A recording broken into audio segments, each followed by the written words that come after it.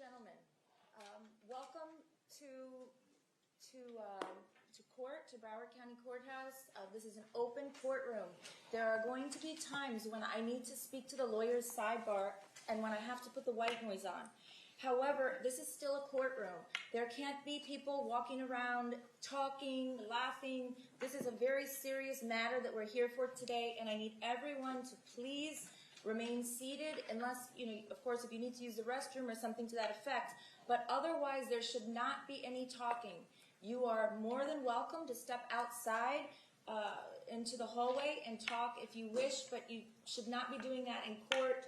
As you can imagine, if one person starts talking, then another person starts talking, and then everybody's talking, and we get to a situation where it's just not appropriate courtroom decorum. So everyone, please understand that. Again, it's an open courtroom. You're welcome to be here, but please, everyone, sit quietly and do not use your cell phone unless you are part of the media and you are using it for media purposes. So media, if the staff sees you texting your friend because you're bored, that may affect your press pass. Please only use social media. Only the media with press passes can use electronic devices for the purpose of media business only. All right, at this time, okay. Where's Ann Kammerer? All right, Ann Kammerer is entering the courtroom. Where is entering?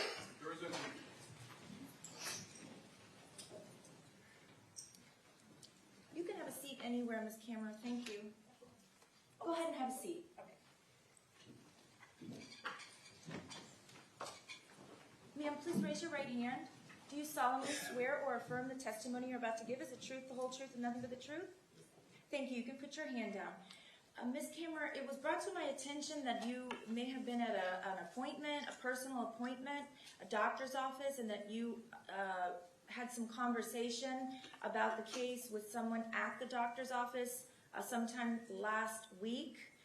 You may or may not have known that that was not appropriate, or maybe you thought it was, sort of just superficial conversation, but I just need to find out whether or not that's true. I have an affidavit from someone at the office that recalls speaking to you about this case and about your role as a juror in this case.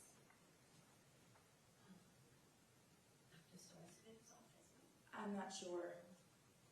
Have you had any discussion with any doctor's employees or personnel about your role as a juror in this case? Well, I was having an appointment that I had to cancel, and so I said that I was on the jury. Okay. The person whose name is Jessica Cruz says that you were describing the defendant physically and talking specifics about the death penalty and talking about your feelings about the death penalty and asking her feelings about the death penalty. Actually, the person says that this happened some time ago and it was hard for her to remember the exact words, so perhaps it wasn't last week as I said that. I don't remember describing the defendant or anything to anyone. Okay, and ma'am, I don't mean to embarrass you at all, but I'm just gonna give the affidavit to you and let you read it and see if that's something that happened.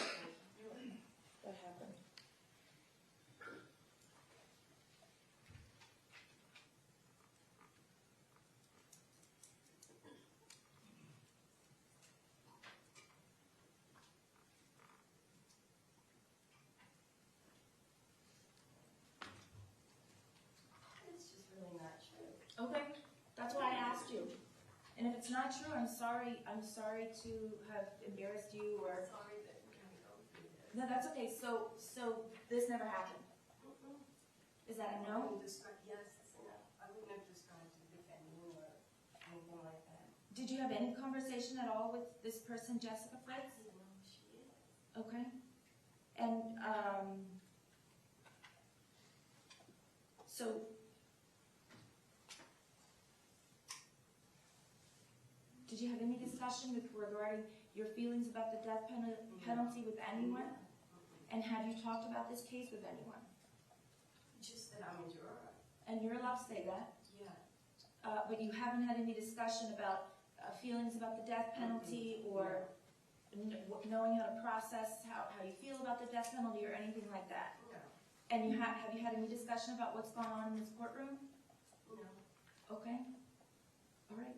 And do you understand my instruction that I gave about not talking about the case? I Okay. All right. Thank you very much, ma'am.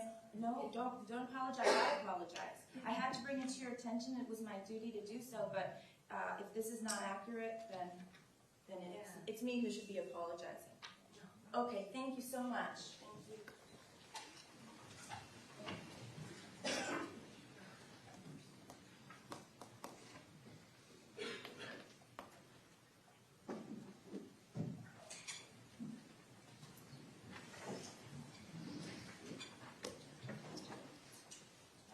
All right. The juror under oath says that this is not true. So what are you all asking me to do? Well, the only thing I can say is, Your Honor, that why would the person say that? I mean, There could be a lot of reasons. I mean, sometimes people are just mean. I mean, I don't know. I'm not saying this person is, but I'm saying people say things for all different reasons, because they want their moment of fame, because they want to put their nose where it doesn't belong, or you know, I mean, I don't know. But I certainly can't take the word of someone I've never met over a juror who I've spent hours and hours observing, who just swore under oath that this is absolutely not true. Judge, we were on an obligation just to bring it forward to the court. I'm sorry? We were under an obligation. Absolutely. Absolutely.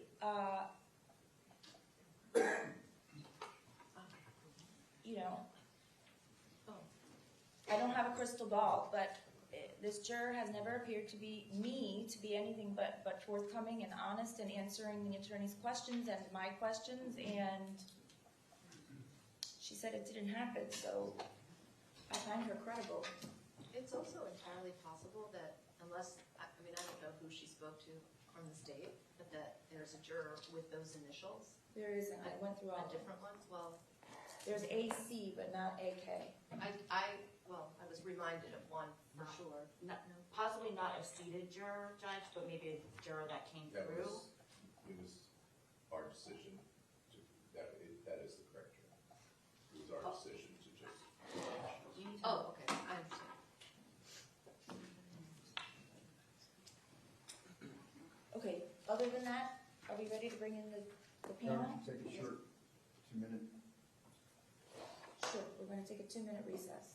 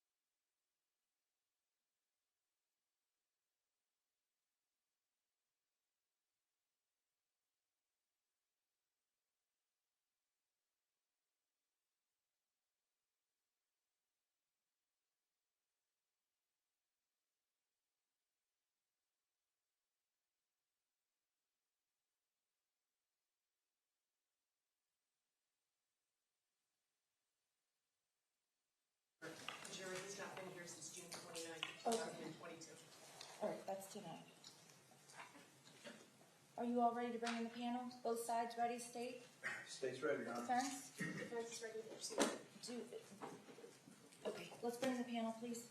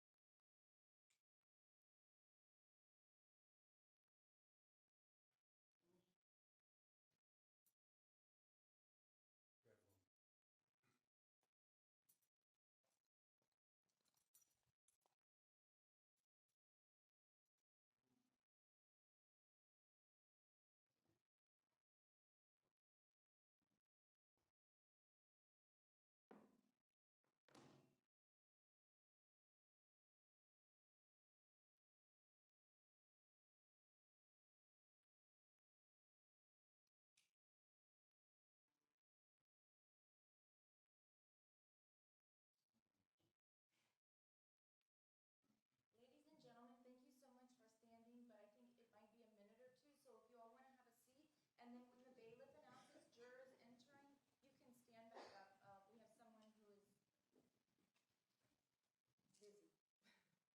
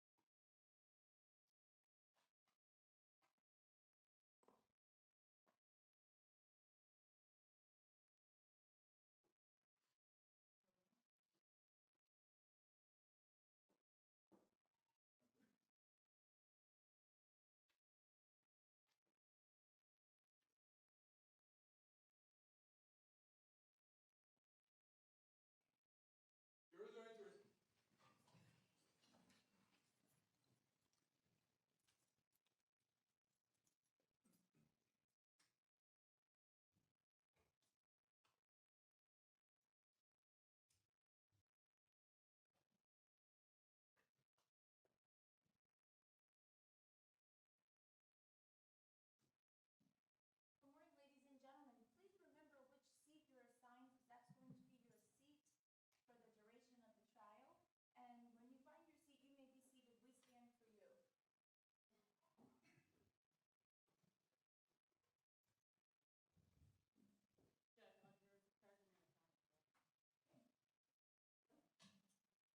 Madam Clerk, would you please swear in the panel? Please stand. Raise your right hand. Do you solemnly swear or affirm that you will try the issues between the state of Florida and the defendant and render a true verdict according to law and evidence? Yes. Thank you. Please be seated. Good morning, ladies and gentlemen. You have been selected and sworn as the jury to try the case of the state of Florida versus Nikolas Cruz. It is the judge's responsibility to explain the law to you. It is your solemn responsibility to determine if the state proves the aggravating factor or factors beyond a reasonable doubt against the defendant in accordance with the law that I provide you. Thus, the province of the jury and the province of the court are well defined and they do not overlap. This is one of our fundamental principles of our system of justice. Before proceeding further, it will be helpful if you understand how a trial is conducted. At the beginning of the trial, the attorneys will have an opportunity, if they wish, to make an opening statement. The opening statement gives the attorneys a chance to tell you what evidence they believe will be presented during the trial. What the lawyers say is not evidence, and you are not to consider it as such. Following the opening statements, witnesses will be called to testify under oath. They will be examined and cross-examined by the lawyers. Documents and other exhibits may also be produced as evidence. After the evidence has been presented, the attorneys will have the opportunity to make their closing arguments. Following the closing arguments by the lawyers, the court, that's me, will instruct you on the law applicable to the case. After the final instructions are given, the alternate jurors will be released, and then the jury panel will retire to consider their verdict.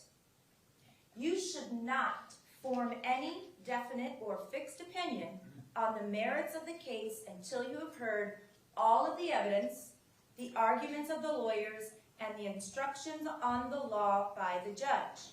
Until that time, you should not discuss the case among yourselves. So even though you are now sworn, you are now a panel, a group of people who are going to essentially be coming here and hearing the testimony and evidence each day, you may not, under any circumstances whatsoever, discuss the case among yourselves until such time as you retire to deliberate. Does everyone understand? Please answer out loud. Yes. Thank you very much. Your verdict must be based solely on the evidence or lack of evidence and the law. I now remind you and instruct you not to communicate with anyone, including your fellow jurors, about this case. No communication includes no emailing, no text messaging, no tweeting, blogging, or using any other form of communication. You cannot do any research about the case or look up any information about the case. If you become aware of any violation of these rules at all, you must notify a court personnel of the violation so that they can notify me. So even if it is something small or something that you think may be insignificant, you have a duty to let me know by letting one of the court staff know. During the course of the trial, the court may take recesses, and you will be permitted to separate and go about your personal affairs. During these recesses, you must not discuss the case with anyone, nor permit anyone to say anything to you or in your presence about the case. If anyone, and I mean anyone, attempts to say anything to you or in your presence, tell the person that you are on the jury and ask the person to stop. If he or she persists, please leave that person at once and immediately report the matter to one of the court personnel who will advise me. If it's something that occurs on a weekend, you must call my office assistant, and you all have her number, and leave a message and let us know. You have to report it right away.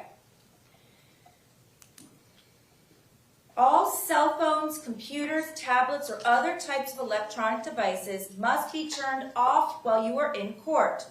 Turned off means that the phone or other device is actually off and not on silent or vibrate.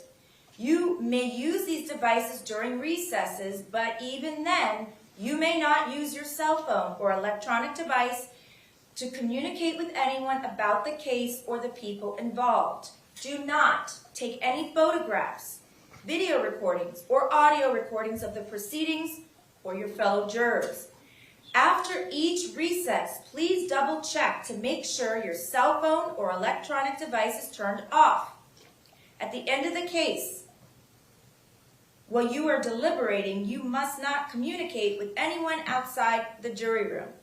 And we will go about, I will instruct you more on your deliberations at a later time, but I will tell you now that we'll give you a contact phone number so that if you have a family emergency or some type of emergency situation, even though you can't be directly reached, you'll be able to be indirectly reached because we'll have a number with somebody standing by to answer the phone in case your loved ones or others call about an emergency, all right?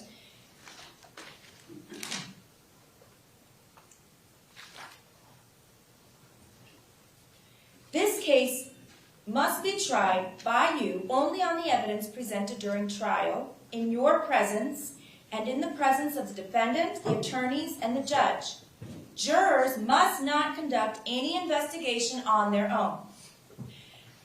This includes reading newspapers, watching television, or using a computer, cell phone, the internet, or any electronic device, or any means at all to get information related to this case or the people and places involved in this case.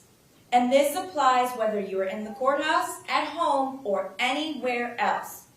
You must not visit places mentioned in the trial or use the internet to look at maps or pictures to see any of the places discussed. Jurors must not have a discussion of any sort with friends or family members about the case or the people and places involved. So, do not let even the closest family members make comments to you or ask questions about the trial. In this age of electronic communication, I want to stress again that just as you must not talk about this case face-to-face, you must not talk about the case by using an electronic device. Do not send or accept messages related to the case or your jury service. Do not discuss the case or ask for advice by any means at all, including posting information on a website, internet, chat room, or blog. Now, of course, you are permitted to tell your family members or your employers that you're serving on a jury and that you're not available, and you can even give them our schedule. But you cannot talk about anything substantive or ask for advice or discuss anything other than the fact that you're on a jury and you are not allowed to tell them anything else. The reasons for these rules are because jurors must decide the case without distraction and only on the evidence presented in the courtroom. If you investigate, research, or make inquiries on your own, I will have no way to make sure that the information you obtain is proper for consideration in this case. And the parties, likewise, will have no opportunity to dispute or challenge the accuracy of what you find. This is contrary to our judicial system, which assures every party the right to ask questions about and challenge the evidence being considered against it, and to present argument with respect to that evidence. Any independent investigation by a juror unfairly and improperly prevents the parties from having that opportunity that our judicial system promises.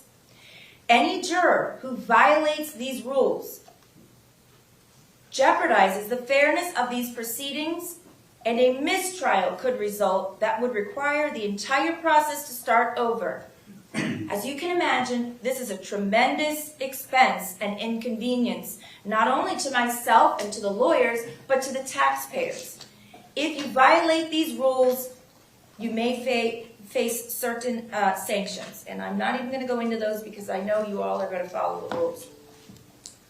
Ladies and gentlemen, in every criminal proceeding, a defendant has the absolute right to remain silent.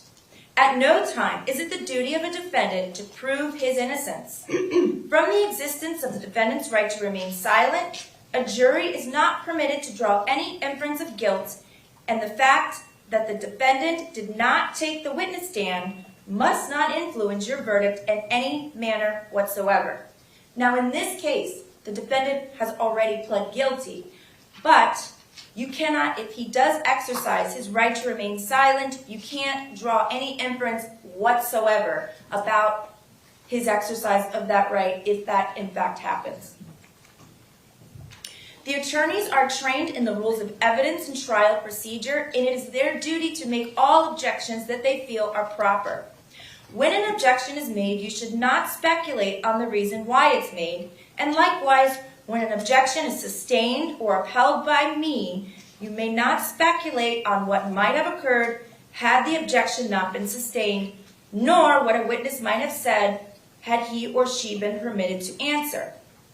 During the trial, it may be necessary to confer with the lawyers outside of your hearing to discuss matters that require consideration by me alone.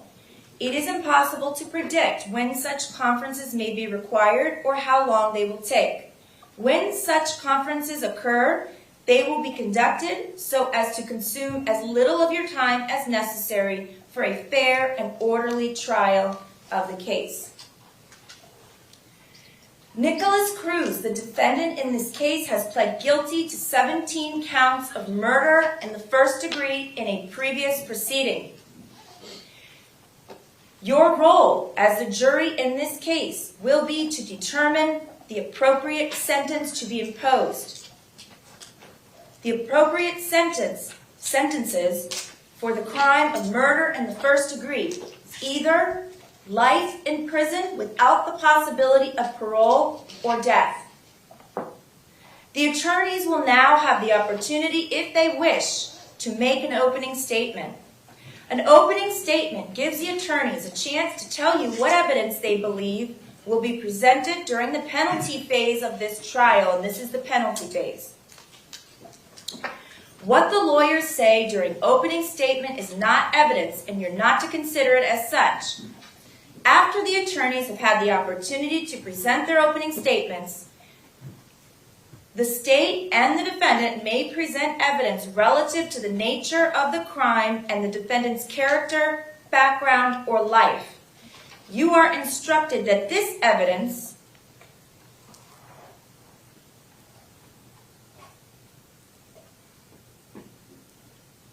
is presented in order for you to determine, as you will be instructed, 1, whether each aggravating factor is proven beyond a reasonable doubt, 2, whether the aggravating factors found to exist beyond a reasonable doubt are sufficient to justify the imposition of the death penalty, 3, whether mitigating circumstances are proven by the greater weight of the evidence, 4, whether the aggravating factors outweigh the mitigating circumstances, and 5, whether the defendant should be sentenced to life imprisonment without the possibility of parole or death. At the conclusion of the evidence and after the argument of counsel, you will be instructed on the law that will guide you during your deliberations. For now, I'm going to explain aggravating factors and mitigating circumstances as I have previously. An aggravating factor is a standard to guide the jury in making the choice between a verdict of life imprisonment without the possibility of parole or death. It is a statutorily enumerated circumstance that increases the gravity of a crime or the harm to a victim. You must unanimously agree that each aggravating factor was proven beyond a reasonable doubt before it may be considered by you in arriving at your final verdict. In order to consider the death penalty as a possible penalty, you must unanimously determine that at least one aggravating factor has been proven beyond a reasonable doubt. The state has the burden to prove each aggravating factor beyond a reasonable doubt. A reasonable doubt is not a mere possible doubt, a speculative, imaginary, or forced doubt. Such a doubt must not influence you to disregard an aggravating factor if you have an abiding conviction that the aggravating factor exists. On the other hand, if, after carefully considering, comparing, and weighing all of the evidence, you do not have an abiding conviction that the aggravating factor exists, or if having a conviction, it is one which is not stable, but one which wavers and vacillates, then the aggravating factor has not been proven beyond a reasonable doubt, and you must not consider it in providing your verdict on the appropriate sentence to the court. A reasonable doubt as to the existence of an aggravating factor may arise from the evidence, conflicts in the evidence, or lack of evidence. If you have a reasonable doubt as to the existence of an aggravating factor, you must find that it does not exist. However, if you have no reasonable doubt, you should find that the aggravating factor does exist. Before moving on to the mitigating circumstances, you must determine that the aggravating factor or factors are sufficient to impose a sentence of death. If you do not unanimously agree that the aggravating factor or factors are sufficient to impose death, do not move on to consider the mitigating circumstances. Mitigating circumstances. Should you find sufficient aggravating factors do exist to justify the imposition of the death penalty, it will then be your duty to determine whether the aggravating factors that you unanimously find to have been proven beyond a reasonable doubt outweigh the mitigating circumstances that you find to have been established. Unlike aggravating factors, you do not need to unanimously agree that a mitigating circumstance has been established.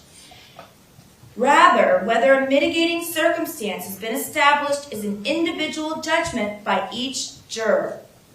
A mitigating circumstance is not limited to the facts surrounding the crime. It can be anything which might indicate that the death penalty is not appropriate for the defendant. In other words, a mitigating circumstance may include any aspect of the defendant's character, background, or life, or any circumstance of the offense that reasonably may indicate that the death penalty is not an appropriate sentence in this case. A mitigating circumstance need not be proven beyond a reasonable doubt by the defendant. A mitigating circumstance need only be proven by the greater weight of the evidence, which means evidence that more likely than not tends to prove the existence of a mitigating circumstance. If you determine by the greater weight of the evidence that a mitigating circumstance exists, you may consider it established and give that evidence such weight as you determine it should receive in reaching your conclusion as to the sentence to be imposed. If you would like to take notes during trial, you may do so. On the other hand, of course, if you're not required to take notes if you don't want to. That will be left up to each juror individually. You will be provided with a notepad and pen for use, which was on your chair when you sat down.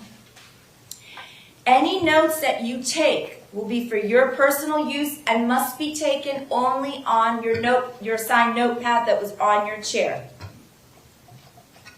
However, you may not take the notepads with you from the courtroom. During recesses, the bailiff will take possession of your notes and will return them to you when we reconvene. After you have completed your deliberations, the bailiff will deliver the notes to me and I will destroy them. No one will ever read your notes, including me. We won't read them on the recesses and we won't read them at the end of the trial. They're your notes, they're for your use. And I can promise you that no one else is going to look at them. If you take notes, do not get so involved in the note-taking that you become distracted from the proceedings. Your notes should be used only as aids to your memory. Whether or not you take notes, you should rely on your memory of the evidence, and you should not be unduly influenced by the notes of other jurors. Notes are not entitled to any greater weight than each juror's memory of the evidence. Okay, ladies and gentlemen, at this time, both sides are going to have the opportunity to present an opening statement, and pursuant to the rules of procedure, the state goes first. State? May we have a brief sidebar? Okay.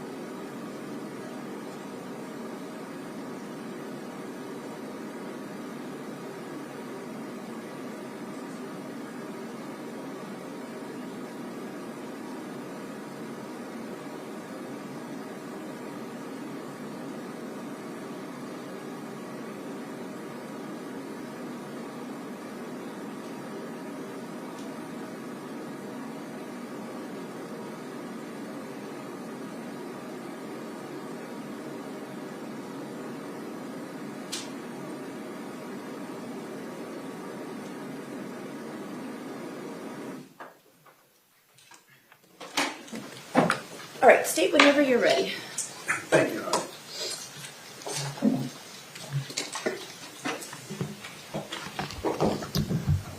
Honor. Good morning, ladies and gentlemen. I'm going to speak to you about the unspeakable, about this defendant's goal-directed, planned, systematic murder, mass murder of 14 children, an athletic director, a teacher, and a coach. These brutal murders occurred at Marjorie Stoneman Douglas High School in Parkland, Florida, and it happened on February the 14th, 2018. 3 days before these brutal murders, this massacre, the defendant in this case made a cell phone video on his cell phone.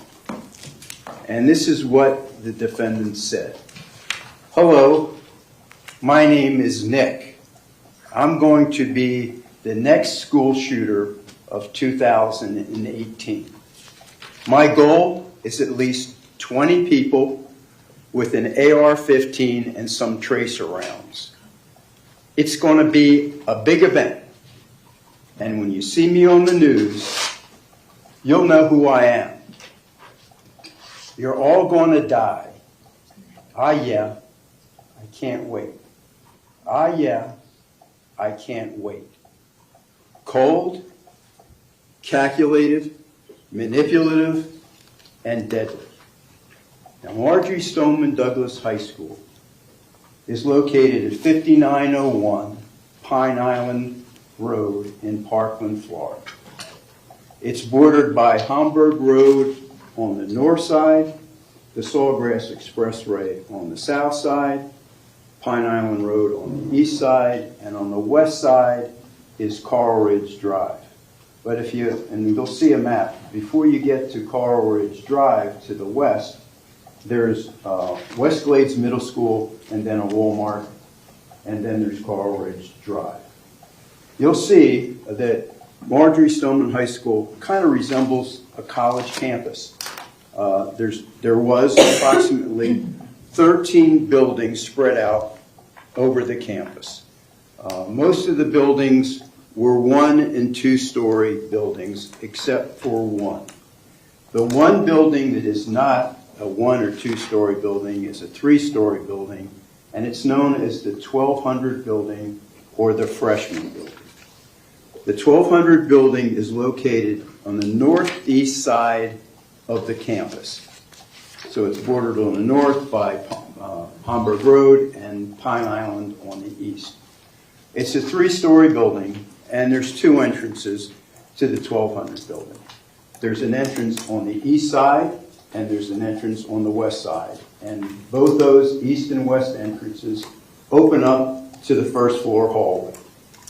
The entrances are a double door on the east side and a double door on the west side. And to the right of those double doors, there's a secondary door, both on the east side and on the west side. And this secondary door leads up into the first floor landing of the stairwell. And the stairwells go up to the 3rd floor, both on the east side and on the west side. There are 10 classrooms on each floor of the 1200 building. There are 6 classrooms on the south side of the hall. There's 4 classrooms on the north side of the hall, and that holds true for the 1st floor, 2nd floor, and the 3rd floor. And Marjorie Stoneman Douglas, back on February the 14th, 2018, had a surveillance system, and there were approximately 76 cameras that spread out through the campus. And these cameras were motion activated. And what that means is they have to detect motion before they record. So if there's nothing moving, they don't record. In the 1200 building, there were 13 cameras. There were 3 cameras on the 1st floor, 3 cameras on the 2nd floor, and 3 cameras on the 3rd floor. And these cameras are installed in the ceiling.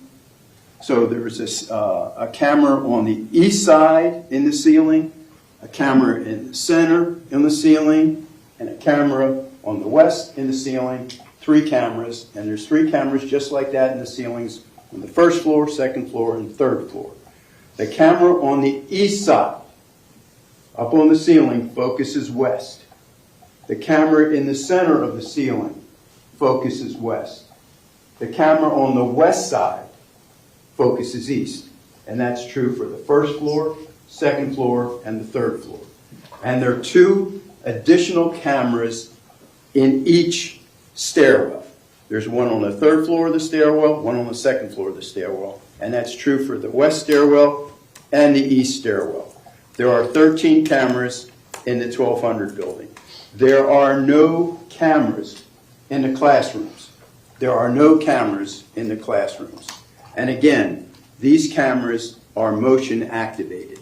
So you will see a surveillance video from the Marjorie Stoneman Douglas High School from February the 14th, 2018. You will see the defendant on the first floor fire a rifle, shoot and kill 9 students, the athletic director, and a coach. And the athletic director and the coach were both campus monitors. You will see the defendant fire his rifle 6 times on the second floor. And you will see him shoot and kill 5 students on the third floor and a teacher on the third floor. You will see him wound 13 other students on the first floor, and you'll see him wound 3 other students on the third floor and wounding of a teacher. You will not see every single second of that surveillance video. You're going to say, why? Because it's what? It's motion activated.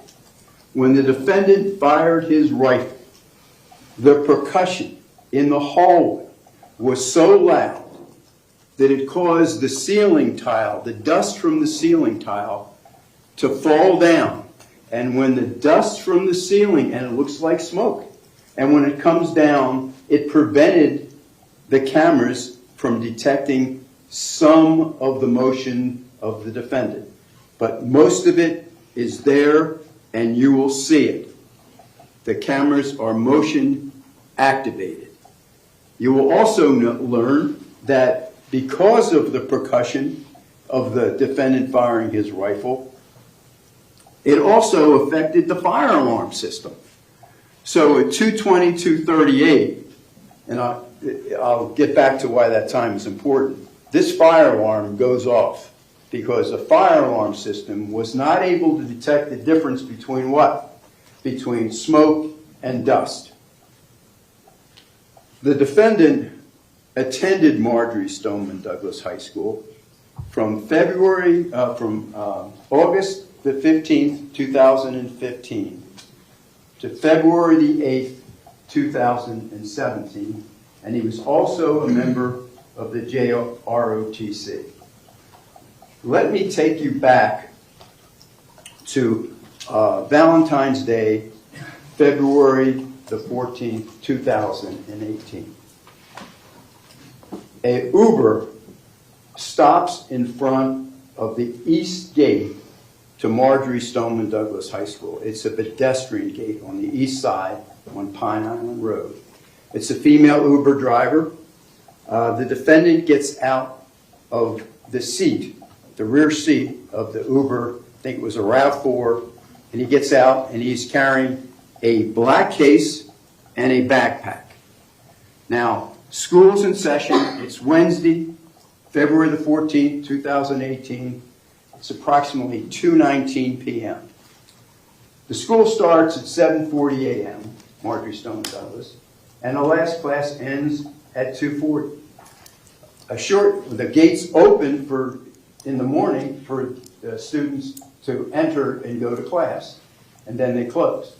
And then they open again, so right before school ends at 2:40, 20 or 30 minutes before. So what? The students can leave the campus. So it's 2:19 p.m. The defendant is carrying a black case and a backpack.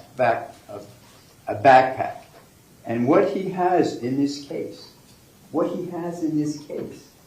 is a Smith & Wesson 5.56 caliber rifle. And this rifle, basically, it's commonly known as an AR-15. This rifle fires not only 5.56 caliber ammunition, but also fires .223 caliber ammunition. The gun will fire both. This gun is commonly known as an AR-15. It's a semi-automatic rifle. This weapon will fire as many bullets as it contains in the firearm magazine. And this is the way this 5.6 Smith & Wesson M&P 15 TF 16214 is the serial number. This is the way this gun operates. What you do is you load the firearm magazine with bullets. And the bullet is about like this for a 5.56 and a .223. And you put those bullets in the magazine, you load them in the magazine, and the bullets will go in as many as the magazine will hold. So if it's a 40-round magazine, you can stick in 40 bullets. If it's a 30-round magazine, you can stick in 30 bullets. So you fill up the magazine, and then you take the magazine and with how many bullets you have in it, and you stick it into the magazine well of the rifle.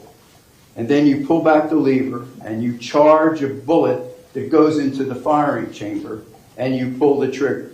This weapon will fire as quickly as you can pull the trigger. And that's what the defendant had. And the Uber driver picked up the defendant to bring him to Marjory Stoneman Douglas High School from 7200 Loxahatchee Road. 72 Loxahatchee Road was the home of Kimberly and James Sneed and their son, J.T. Sneed. J.T. Sneed was a friend of the defendants. They both went to Marjory Stoneman Douglas High School together. They were both a member of the JROTC together.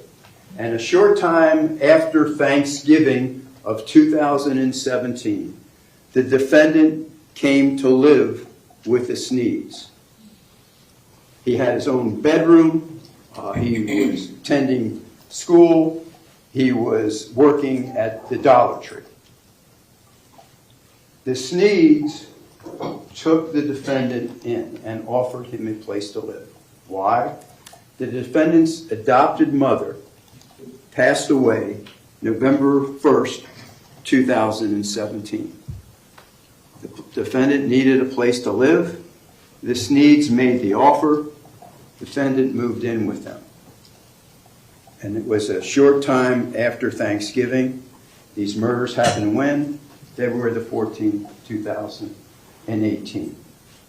On this particular, and when the defendant arrived at Marjory Stoneman High School on Wednesday, February the 14th, 2018, he had been planning to be a school shooter long before he moved in with the Sneeds and long before his mother passed away. On this particular Wednesday, on this particular Valentine's Day, the defendant gets out of the Uber. He goes through the passenger gate. He's wearing his backpack. He's carrying his black case. It was a black Cabela bag case with a rifle in it. And he walks about 360 feet from Pine Island Road to the east entrance double doors. He walks in through the east double doors, makes an immediate right-hand turn, and walks into the bottom floor of the stairwell, of the east stairwell. He takes his rifle out of the Cabela bag, black bag, and as he's preparing his rifle to fire, in walks a student, Christopher McKenna. Christopher McKenna was a student in classroom 1216. 1216 is on the first floor. It's the second classroom from the east double door entrances. Christopher McKenna was out on the bathroom pass, and he was going up to the second floor because at the time, the first floor restrooms and the third floor restrooms were locked. And so the security could watch people go to the second floor because they were concerned about, different activities in the first floor and third floor, kids going there vaping or hiding out or whatever. So for a security measure, they did lock the bathroom doors on the first floor and the third floor. So Christopher McKenna gets a pass from his teacher. It was Miss Haas in 1216. She taught English, approximately 30 students in her class. He gets his pass, walks down the hall, bumps into a couple of kids, and you'll see the video of him bumping fists with two of the students. And he walks into the stairwell as the defendant, Nikolas Cruz, is preparing his M&P 15 rifle. And the defendant says to Christopher McKenna, "You better get out of here. Something bad is about to happen." Christopher McKenna runs out.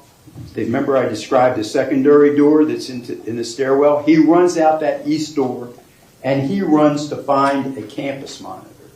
When he runs out, the defendant enters the first floor hallway. And when he enters the first floor hallway, there are 4 students in the hallway. He gets out, and he fires his weapon at the 4 students in the hallway. The time, 2:21:33. 2:21:33, the massacre begins. Here's who the 4 students were in the first floor hallway. Ashley Baez was walking west in the hallway in front of classroom 1215. And let me describe what existed on the south side. There's 6 classrooms on the south side. So the first classroom on the south side is 1218. The next class, the numbers aren't, consistent, but the next classroom is 1215, classroom 1215. So sitting in front of classroom 1215 is a student, Gina Montalto. And she asked permission from the teacher in 1215. By the way, it was a personalization class, so you can catch up on your homework and do different things, different from when I went to school, but you can do whatever you want in homework, whatever, like a study hall. So she asked Miss Matlock if she could go out in the hall and work on her computer because it was more private and she could get more work done on her project. Miss Matlock had offered her to go to a different classroom or somewhere else. Gina said, "No, fine, I'd like to do that." So she's sitting, and when you watch the video, you'll see her legs sticking out from the front of classroom 1215. Standing next to her, knocking on the door to classroom 1215, was Martin Duque Aquilano and Luke Hoyer. Martin and Luke were coming back, and you can get permission to go to other classes. They were coming back from somewhere near the administration building. They had to do something. And you'll see them actually coming back down the corridor and walking in. And you'll see him, Luke or Martin, bump fists with Chris McKenna. So they're standing at the door of classroom 1215, and they're knocking to get in because procedure is when class is in session, the classroom door is supposed to be locked. The defendant fires at Martin Duque Aquilano, Gina Montaldo, and Luke Hoyer. He then turns and goes over to classroom 1216. Remember I described that? That's where Christopher McKenna left from. That's Miss Ha's English class, approximately 24 students in there. He fires into 1216.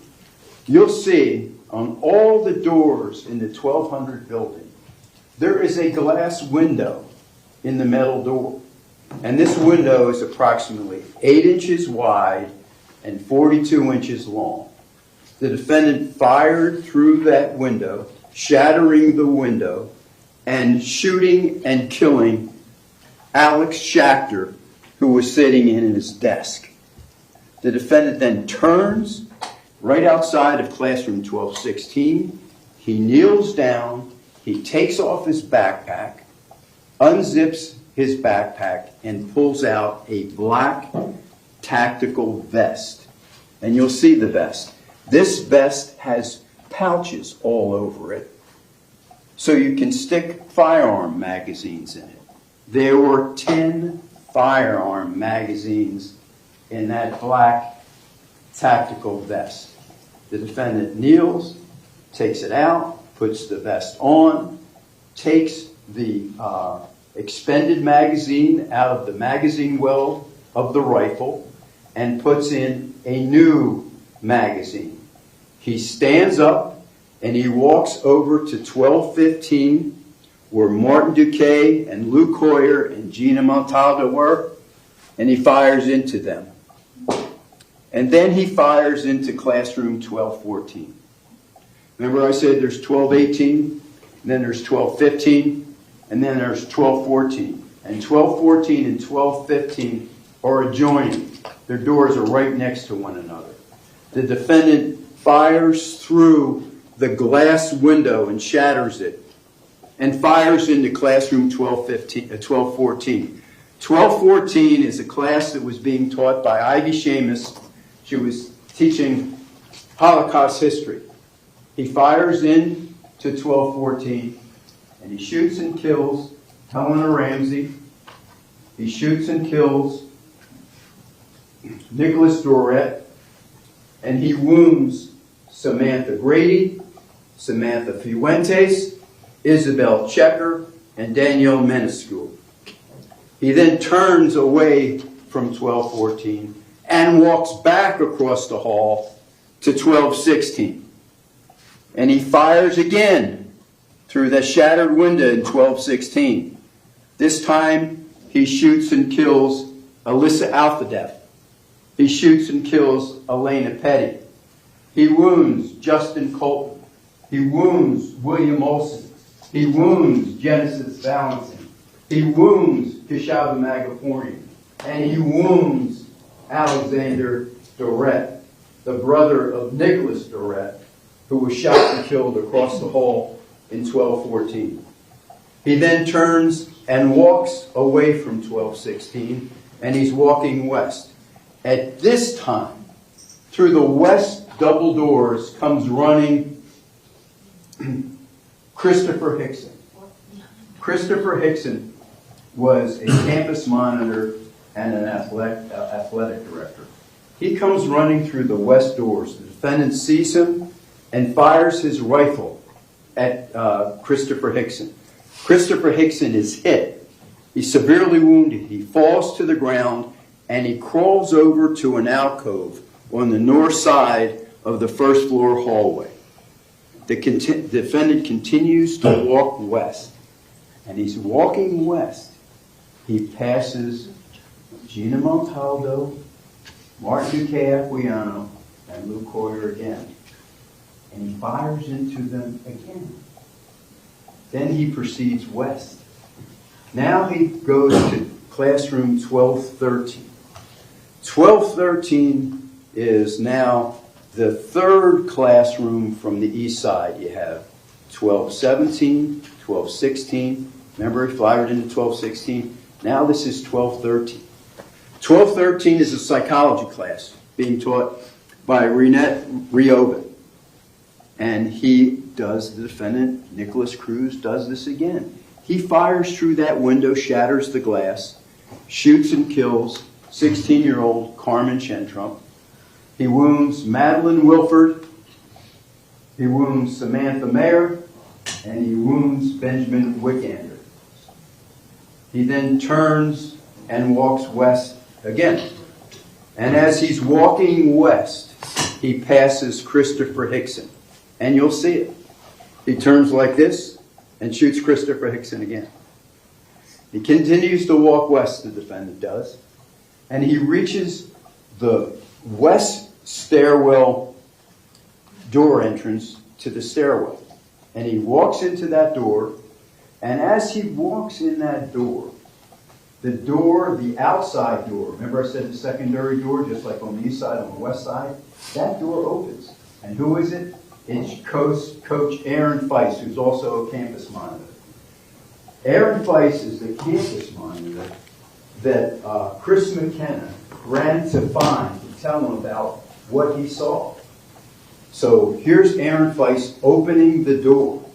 And as the defendant is walking in the first floor stairwell, he turns and he fires his rifle and shoots and kills Aaron Feist. Aaron Feist is shot twice in the chest. He falls right outside the class, that west outside door. The door closes and he falls right outside that door.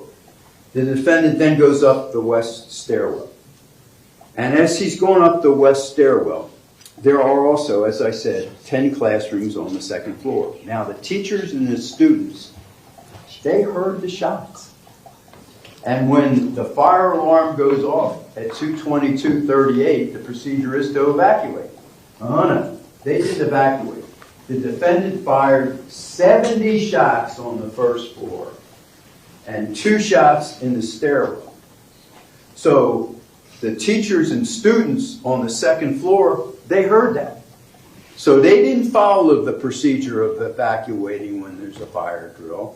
They fired the procedure that if there's an active shooter, you get away from the door and you turn off the lights and you be quiet. And that's exactly what the students and teachers on the second floor did. So when the defendant gets up on the second floor, he looks in a couple of the classrooms and he fires into classroom 1234 and 1231, shatters the windows. So there was nobody in 1234 or 1231. He only fired. He fired 6 shots on the second floor. And he goes to the east side stairwell to go up to the 3rd floor now. Now, the students on and the teachers on the 3rd floor, they heard some noises, but they weren't distinct like the students and teachers heard on the second floor of the shots being fired. So they didn't hear like gunfire. They didn't hear shots. But what they did, they were responding to the fire drill. So the classes empty out. They follow the procedures. Some are going to go down the west stairwell. Some are going to go down the east stairwell. But when the kids are doing that and they're going down the stairwell, then they hear the gunshots on the second floor. So what do? They race back up the east stairwell and the west stairwell, and they run as fast as they can to get back into their classrooms for safety.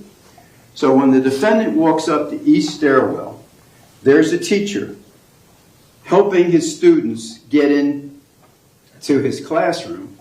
His name was Scott Beagle. He was 35 years old, and he was teaching geography in classroom 1256. 1256 is the first classroom from the east side on the north side of the hallway.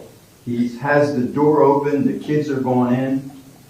The defendant pops out of the east stairwell door and fires into Scott Beagle 4 times, killing him. And he falls right in the entrance to his classroom. And next to Scott Beagle's classroom is 1255 on the north side.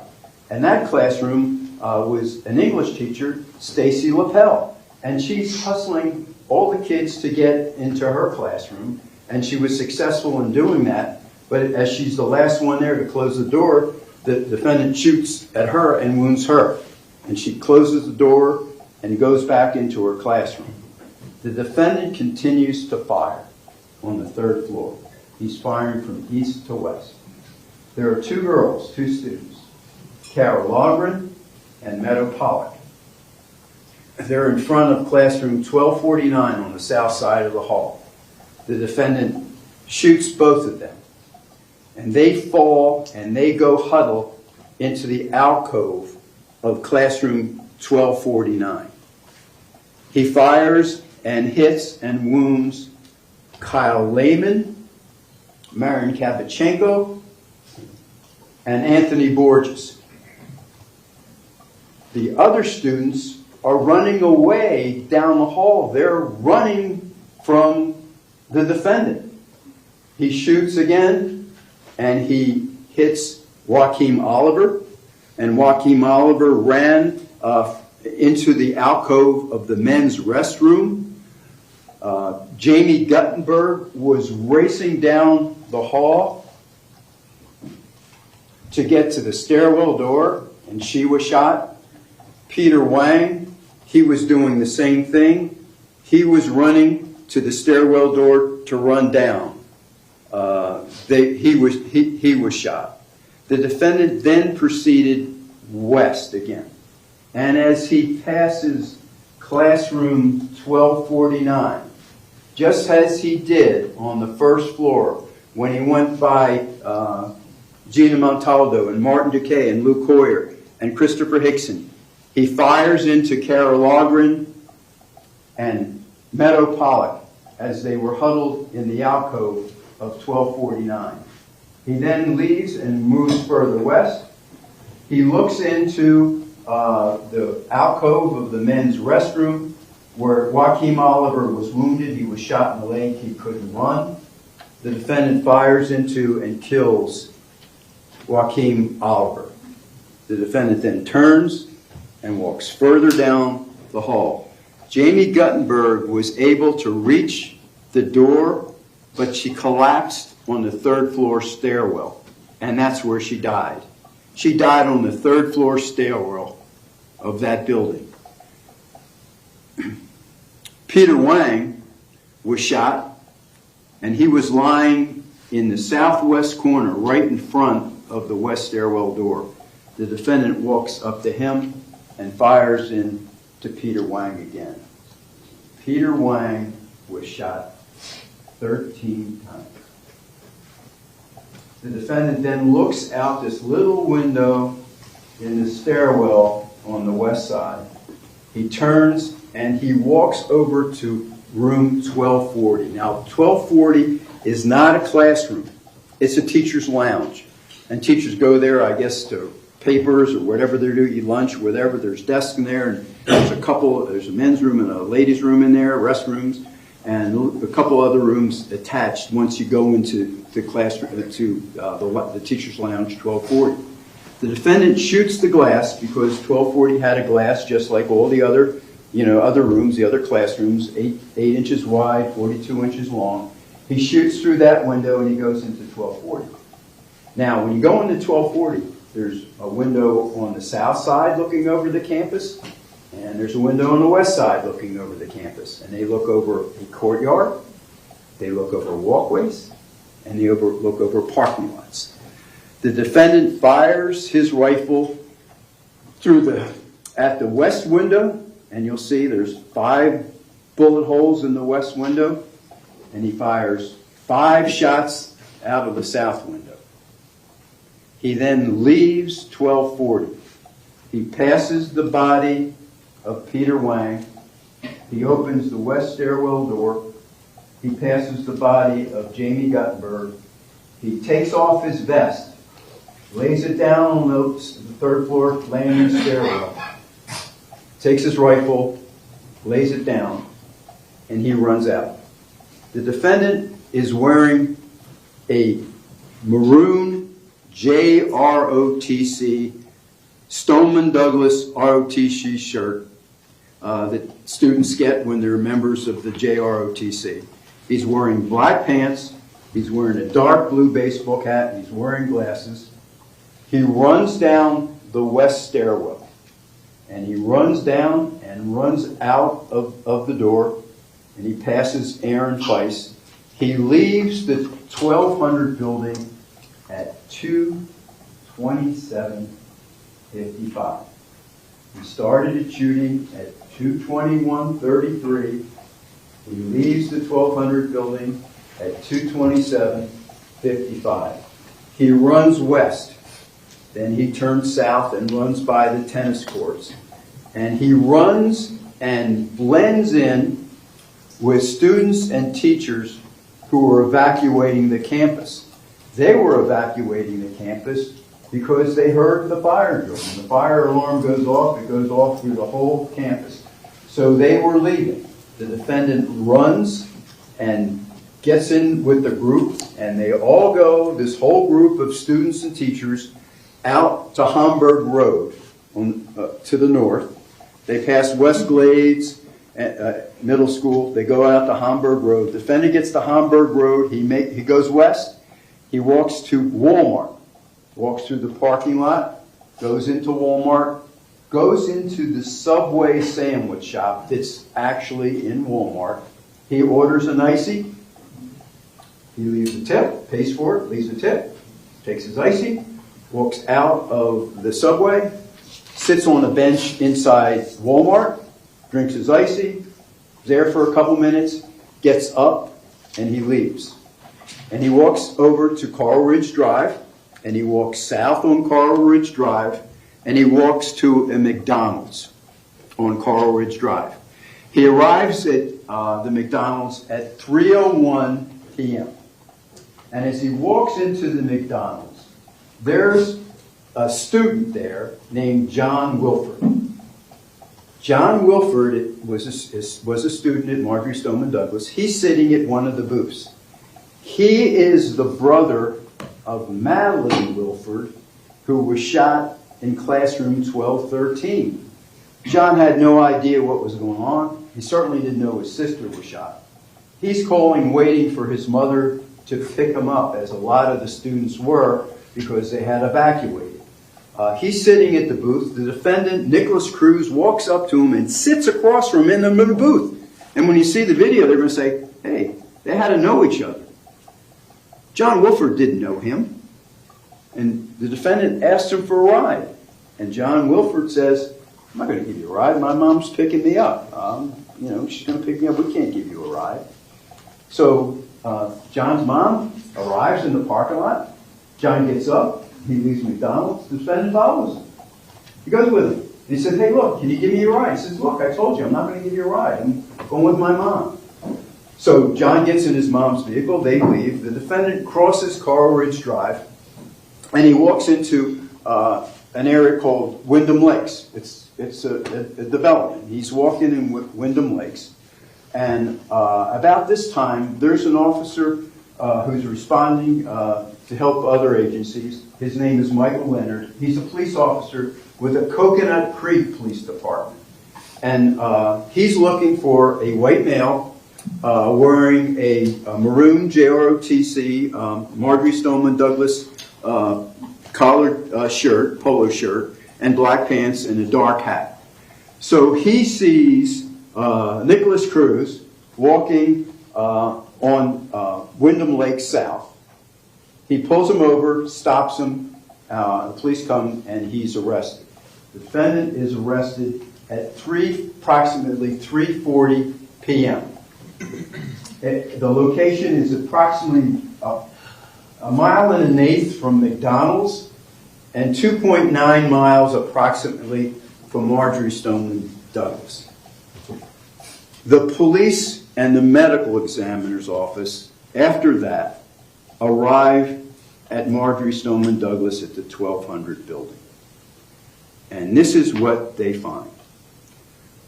There are 14 deceased bodies at Marjorie Stoneman Douglas at the 1200 building. There are another 2 bodies at the North District Hospital. They were Gina Montaldo, the little girl who was sitting outside with her computer outside 12:15. They took her to the hospital. Gina was shot 4 times. She was 14 years old, and she died from her wounds. They also took Christopher McKenna, Christopher Hickson, the athletic director, who crawled over to the north side of the wall in that alcove. When the police came, he was still alive. They took him to the North District Hospital. Christopher Hickson, the athletic director, the campus monitor, was 49 years old. He was shot 3 times, and he died of his wounds. Martin Duque Aquillano was 14 years old. He was with Luke Hoyer, knocking on the classroom door of 1215. When the police came, they took him out, and they took him to Homburg Road and Pine Island Road to see if they could help him. Martin Duque Aquillano was 14 years old. He was shot 8 times, and he died of his wounds. And then when the medical examiner and the police came in, they saw Luke Hoyer. He had been moved by the police so students could get out of 1215, but Luke was still in the hallway. Luke was 15 years old. He was shot twice, and he died of his wounds. They went over to classroom 1216. It was Miss Haas' English class. Sure enough, Alex Schachter, 14 years old, was shot twice in the chest, and he died of his wounds.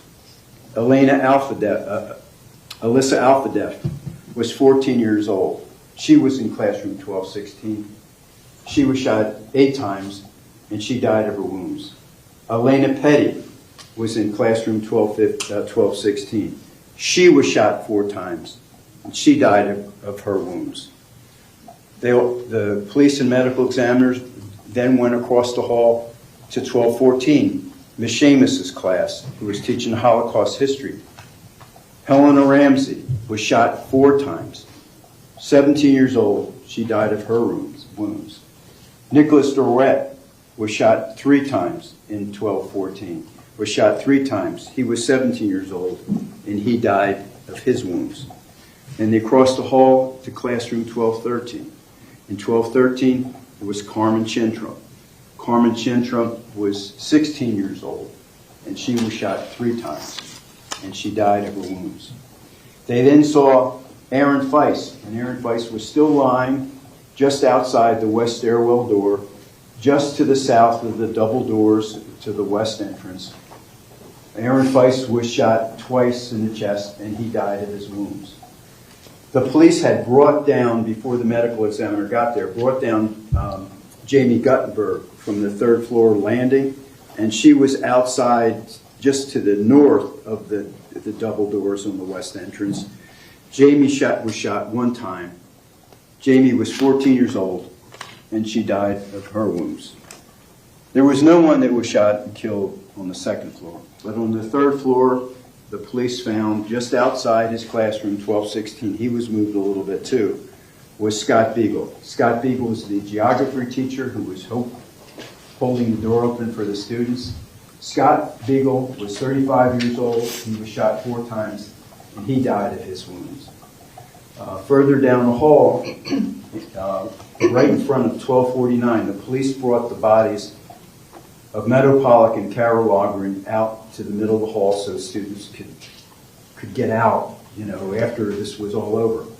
Meadow Pollock was 18 years old. She was shot 6 times, and she died of her wounds. Carol Logren was 14 years old. She was shot 3 times, and she died of her wounds. They found Joaquim Oliver. Joaquim Oliver was the boy who was shot in the alcove of the men's restroom on the 3rd floor. The police had pulled his body out into the middle of the hallway too. Joaquim was 17 years old. He was shot 4 times, and he died of his wounds. Just to the west, still lying there in the southwest portion of the hall, by the west stairwell door, was Peter Wang. Peter Wang was shot 13 times, and Peter died of his wounds. BSO crime scene unit came, and they did their investigation. Here's what they found.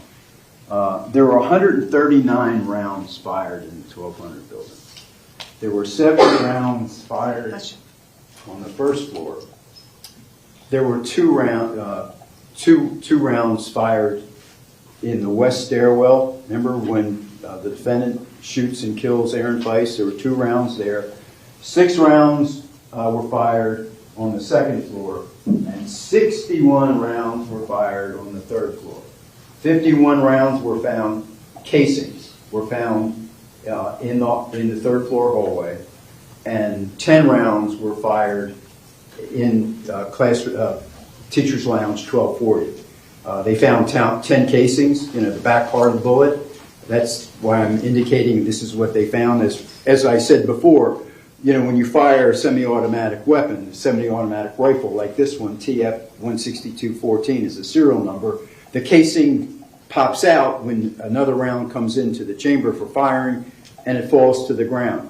That's how there were 17 casings on the 1st floor, 2 casings in the west stairwell, 6 casings on the 2nd floor, 51 in casings in the third floor hallway, and 10 casings in the teacher's lounge. And of course, there's 5 bullet holes in the west window, and there's 5 bullet holes in the south window. They also found the weapon, the gun, the 5.56 Smith & Wesson M&P 15. It was laying on the stairwell where the defendant left it. Still had a round in the chamber, and it had a magazine in it, and still had 23 rounds in the magazine. And laying next to the gun, just as he left it, was the tactical vest. There were 5 magazines still in the pouches of the tactical vest. There was a 40-round magazine that was fully loaded with 40 rounds. And these 40 rounds, all the rounds were either 5.56 or what, .223, because the defendant's 5.56 M&P 15 fires both 5.56 and .223. So there are 40 rounds in that one 40-round magazine in the tactical vest. There were 4 30-round magazines still in the tactical vest. 3 of those 4 30-round magazines were fully loaded with 30 rounds of either 5.56 or .223 ammunition. And there was the 4th 30-round magazine containing 29 rounds, not 30. They also found magazines that were changed by the defendant, discarded after he was through. On the first floor, they found a 10-round empty magazine by his backpack. Remember, knelt, took off his backpack, changed the magazine. It was an empty 10-round magazine by his backpack. In that same hallway, they found an empty 30-round magazine. And all these magazines, by the way, hold both 5.56 ammunition and .223 ammunition. They found this empty 30-round magazine. Then they found another 30-round magazine in the first floor hallway that still had 9 rounds in it, live rounds in it. On the third floor, in the hallway, they found an empty 30-round magazine in the hallway itself. And in the teacher's lounge, 1240, they found an empty 40-round magazine, empty. This is what BSO found when they were there. You're going to see that there are 7 aggravating factors applicable to this case. And before I get into that,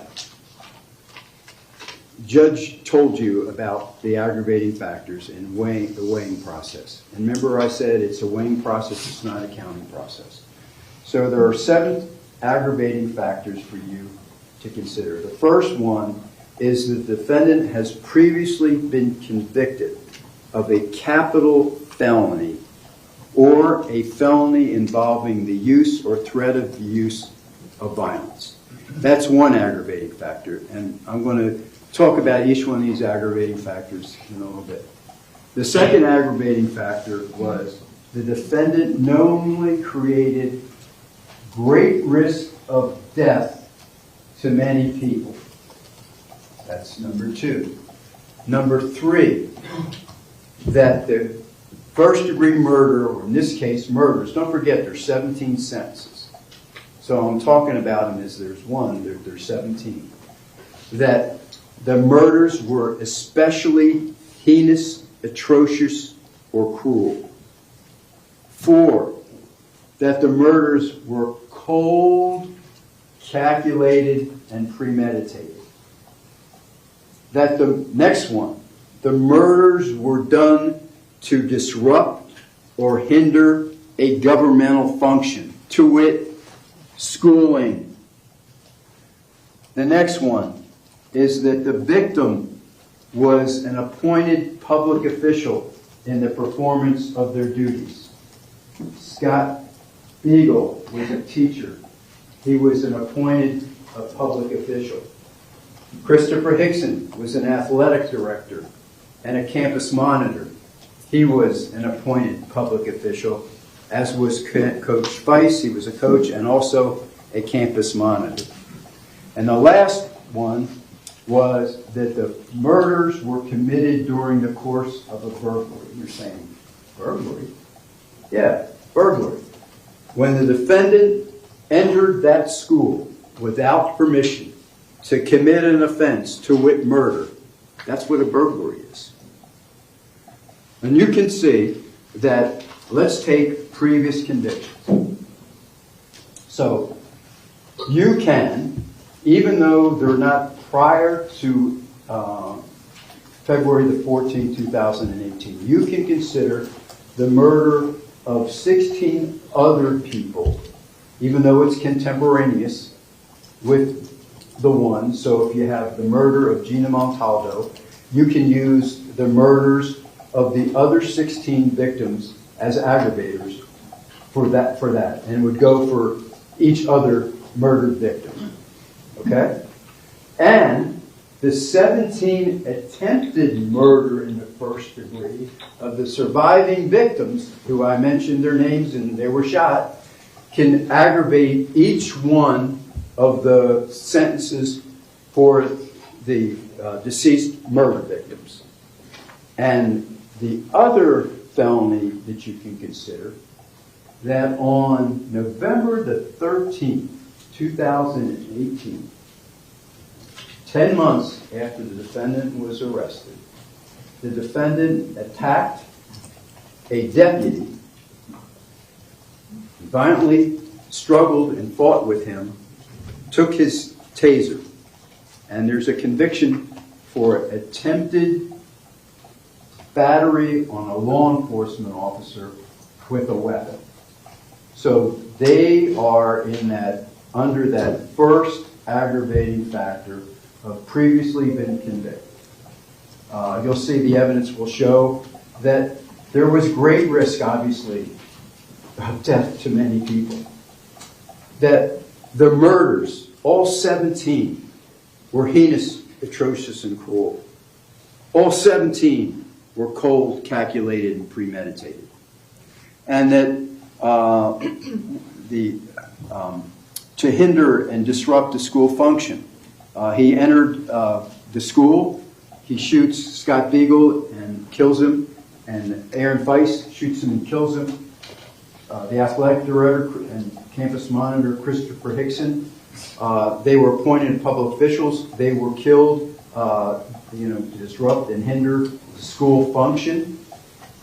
So they're the aggravating factors that you can consider in this case, and I submit to you have been proven, will be proven beyond a reasonable doubt. And you'll see that these aggravating factors, and listen to, and I know you will, to all the evidence. Listen as carefully as you can, and I know you will.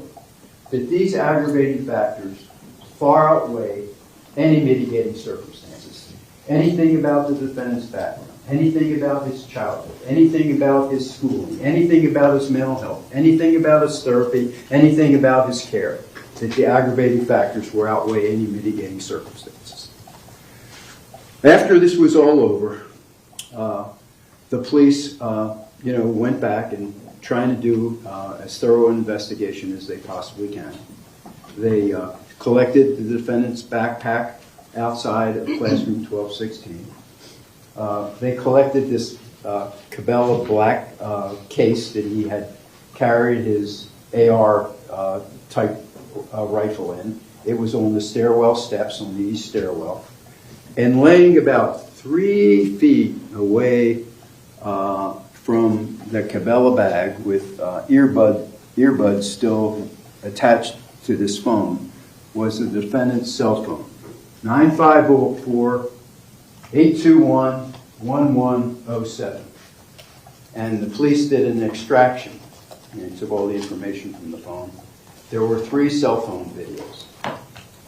And the last one, and I'd said it before, the last one was on February the 11th, 2018. Hello, my name is Nick. I'm going to be the next school shooter of 2018. My goal is at least 20 people with an AR and some tracer rounds. I think I can get it done. It's going to be a big event, and when you see me on the news, you'll know who I am. You're all going to die. I can't wait.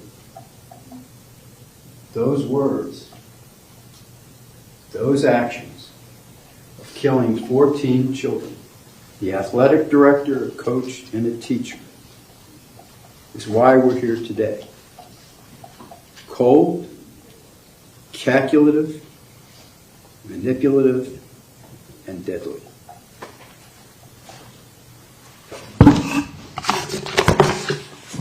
Thank you, State. At this time, ladies and gentlemen, we're going to take a 10-minute break.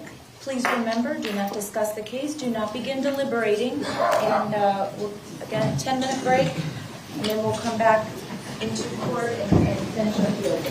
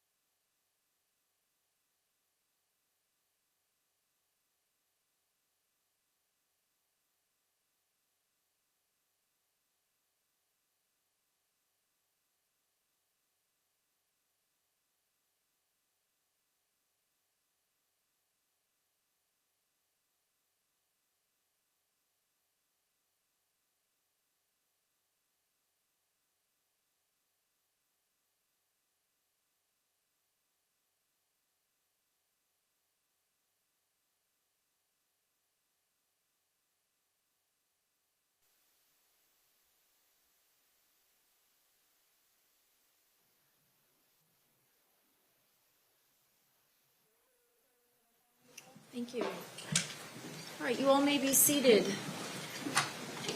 All right, at this time, the state has presented its opening statement. The defense has reserved their opening statement. So, State, you can go ahead and call your first witness. Thank you, Your Honor. Brittany Sinich.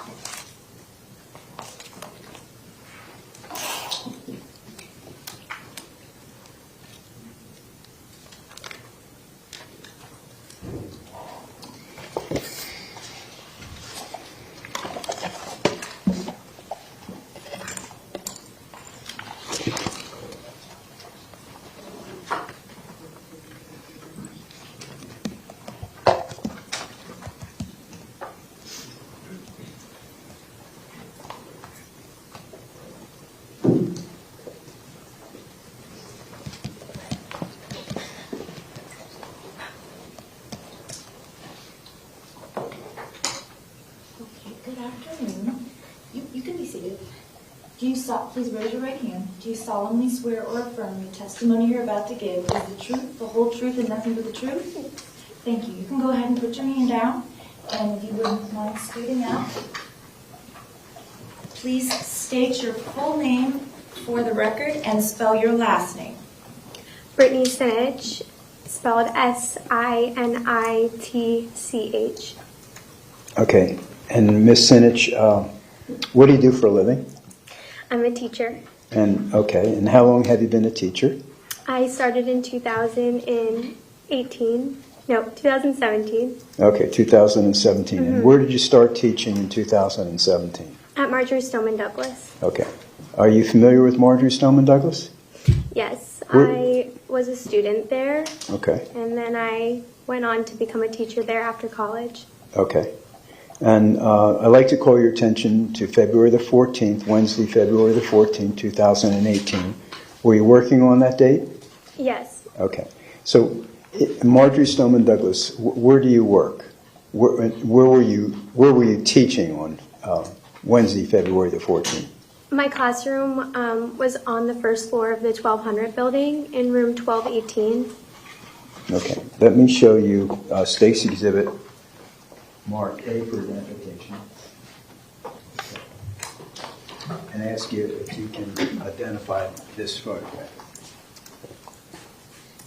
Yes, Okay.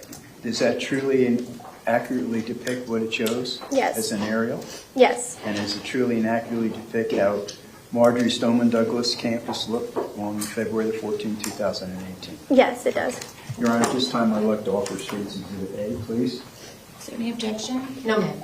State's Exhibit A for identification will be received as State's Exhibit 1.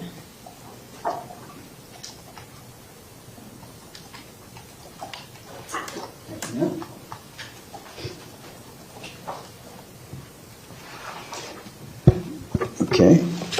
People are amazed that I can work this. All right, Ian, everybody can see that now? Okay. Can you see that, Ms. Sinich? Yes, Okay. There's a way you can mark. Do you know how to do that? Okay. All right, so let me clear the screen. So would you mark where the 1200 building is? Okay. And do you know where the east pedestrian gate is? yes. It should be here. Okay. All right. And that's the way it exists. Mr. Sachs, just one moment. Are the monitors?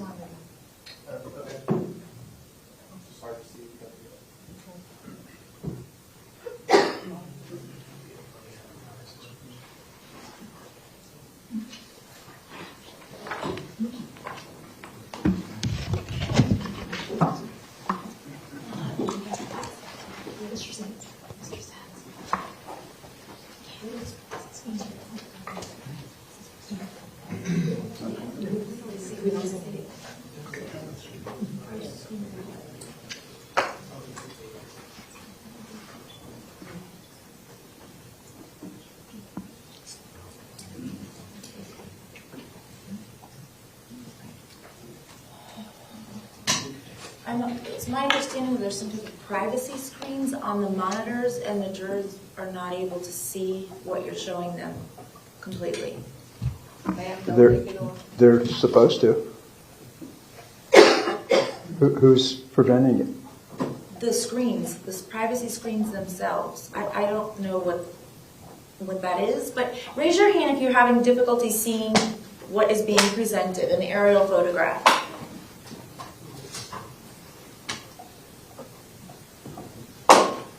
So, How about that? The defense is not seeing it either. We can see the exhibit, but I do not see any markings on the exhibit. is everyone supposed to be able to see that? Yeah. Well, it's not working. So, No, I believe you. and on my screen, I'm not seeing that either. Where's the where it says document?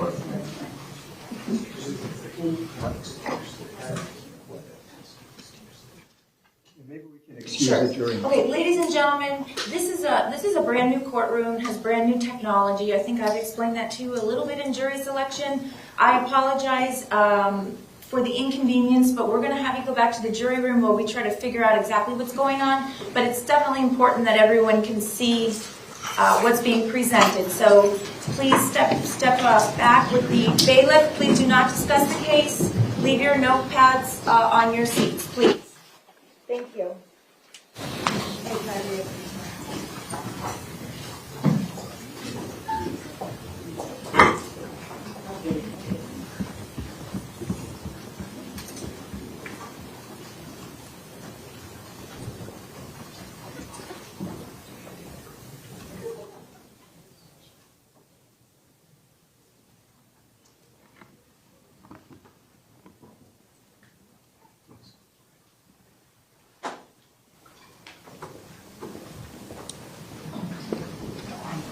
Mr. Sachs, I don't know anything about the technology. You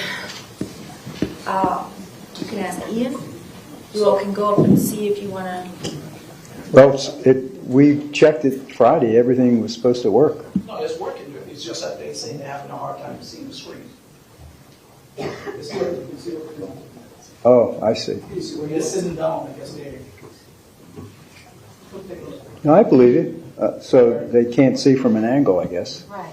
And the defense doesn't have theirs. We can see it, but what were we supposed to be seeing when she was marking?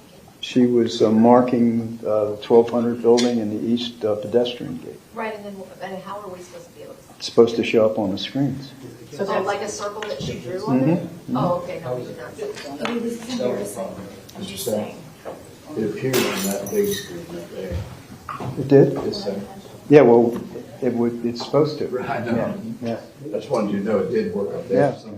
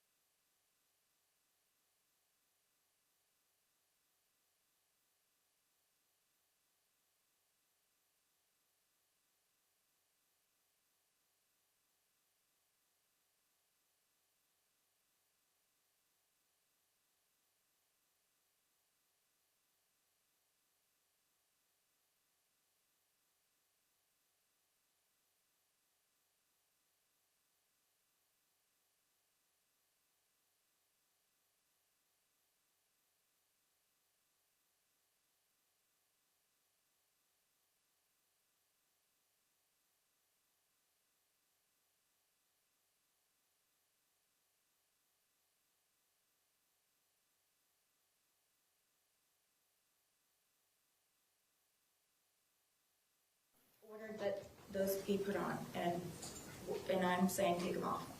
Your Honor, the defense is now able to see Okay. the markings, and I also want to let the court know we have done our best to work out a system that when sensitive materials come up, the screens are going to be shut down in the back, so please bear with us. Hopefully everything will go It's smoothly. fine. Can we bring these yours back, please? Thank you. Can we test it? Thank you, Ian. Can you check to see that you can see it? Do you see the markings now? You know what, media, we're in recess while this is going on, please.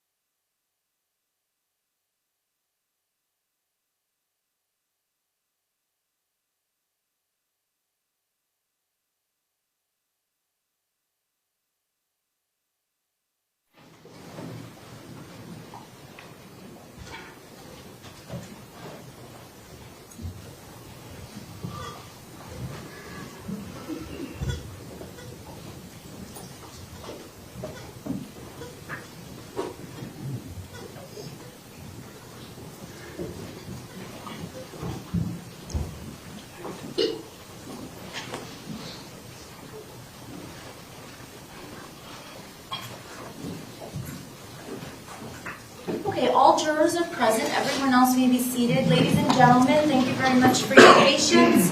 What we have decided for today is to not, in order to not delay this matter anymore, we're going to ask you that if you are in a seat where you can't see, if you wouldn't mind just standing up and moving over or coming to the end to a place where you can see, sort of adjusting yourself so that you can have a clear view of what's being shown. And then we will, once you go home, we will work on fixing this problem. Who was it that was not able to see? Would you raise your hands again so that I can? It's been rectified since. It's fine now. Oh, okay, great. All right, thank you so much. Mr. Sachs, whenever you're ready. Yeah, thank you, Your Honor. Sure. Ms. Sinich, I'm sorry. Would you be good enough to circle the 1200 building again for us?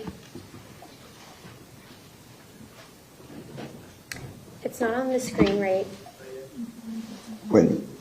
Okay.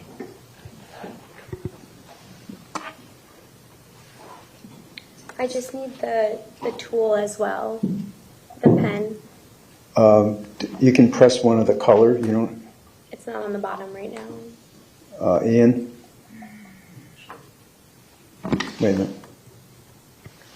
There you go. How about that? No. No? Mm-mm.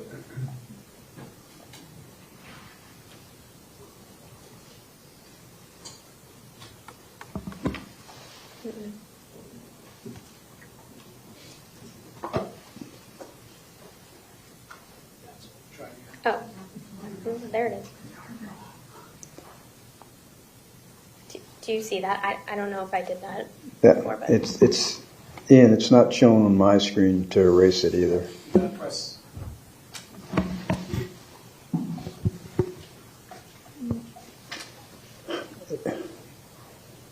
It's not, I mean, I see all the circles, but the things to annotate are not on here.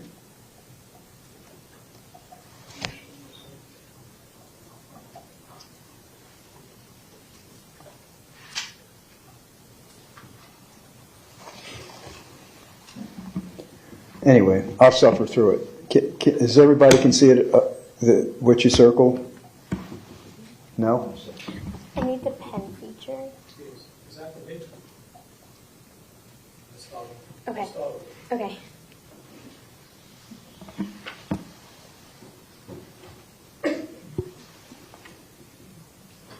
That's what keeps loading when you put it back up. Oh, you gotta press the. Okay, so let's erase all this and start again. Okay. Were you able to see that? Yeah. Okay, everybody sees it? Okay, that's the 1200 building, and the smaller circle is what? The pedestrian gate. East pedestrian gate. Okay. All right, let me show you now. State's Exhibit H. Let's see if you can identify that in the Sinich. Yes. Okay, does that accurately and truly depict a map area of Marjorie Stoneman Douglas? Yes. Okay. Your Honor, I'd like to offer State's Exhibit H. Is there any objection? No, ma'am. State's Exhibit H for identification will be received as State's Exhibit 2.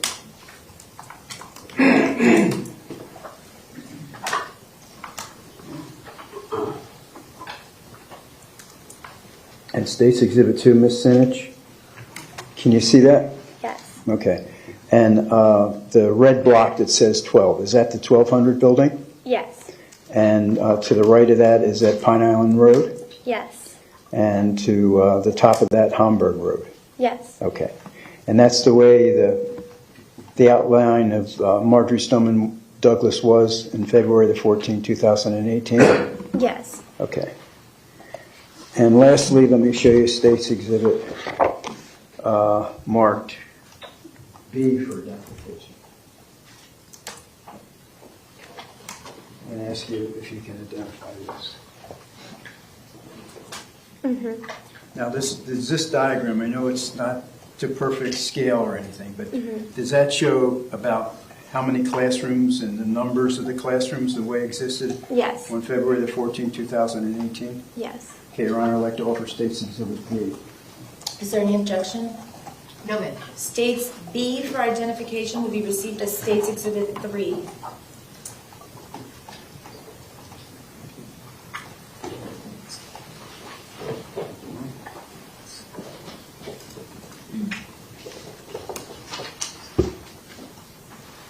Okay, Ms. Sinich.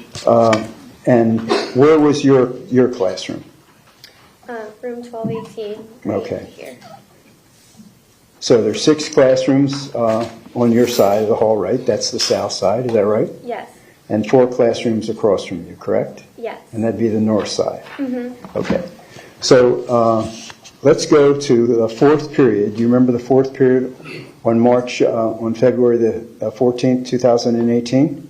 Yes. Please tell us what you remember happening. It was 4th period, which for us was the end of the day because we do block schedules. And it was Valentine's Day, so we were writing Valentine's Day cards. We were reading Romeo and Juliet, so they were pretending to write cards to each other as if they were characters. And we were having so much fun until I heard what I described as just the loudest noise you could possibly imagine, going directly into my hallway. And when that happened, everything was just happening very quick in my classroom. A student made sure the door was shut. We shut the lights off. My students went into corners. I had some with me behind my desk. Almost instantly, I called 911 just out of instinct. They couldn't hear me over the sound of the gunshots. It was so incredibly loud. And that was it. We just hid under my desk, we hid in the corners, and we tried to stay as quiet as possible until what I heard was like a walkie-talkie type of sound. And to me, that's what a police sounds like. So I peeked over my desk and I saw them in uniform, and they signaled us to wait until it was time to leave. And that's when they signaled us out, and we made an immediate right out of my building. Okay.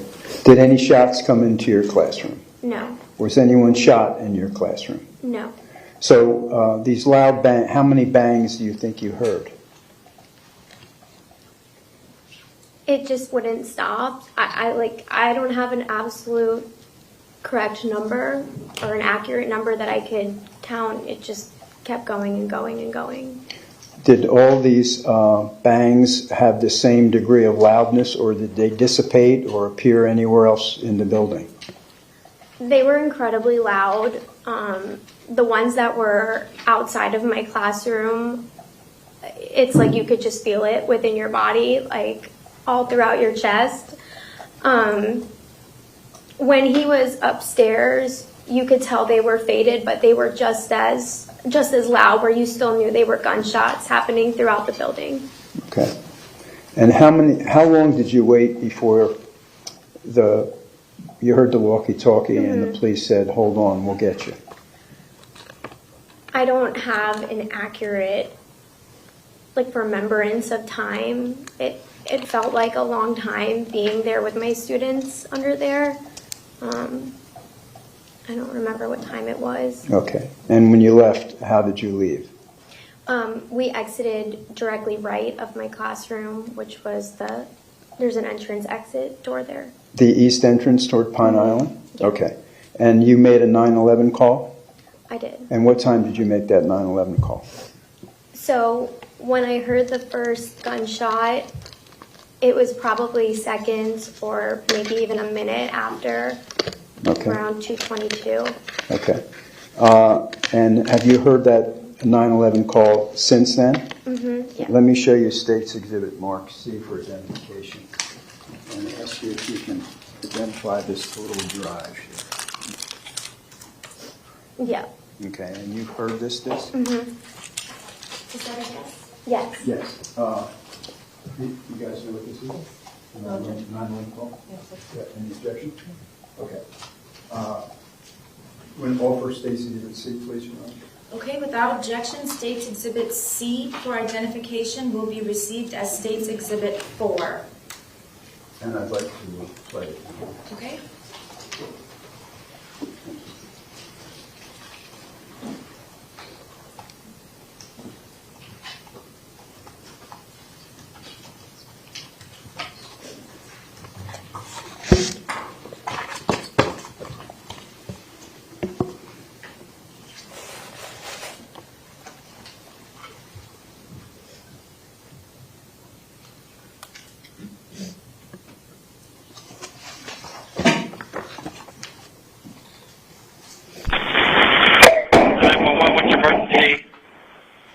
Hello, we're at Stoneman Douglas High School, and I think there's a shooter.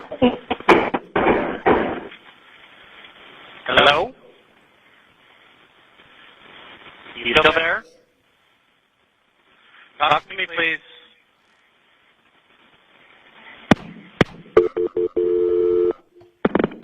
And those were the bangs that you heard in the beginning of the call, right? Yes. Okay. Thank you, Ms. Sinich. Thank you. Your Honor, I have no further questions. No, thank you. Okay, no questions? No, ma'am. Okay. Danielle Gilbert, please. Thank you, Mr. Excused.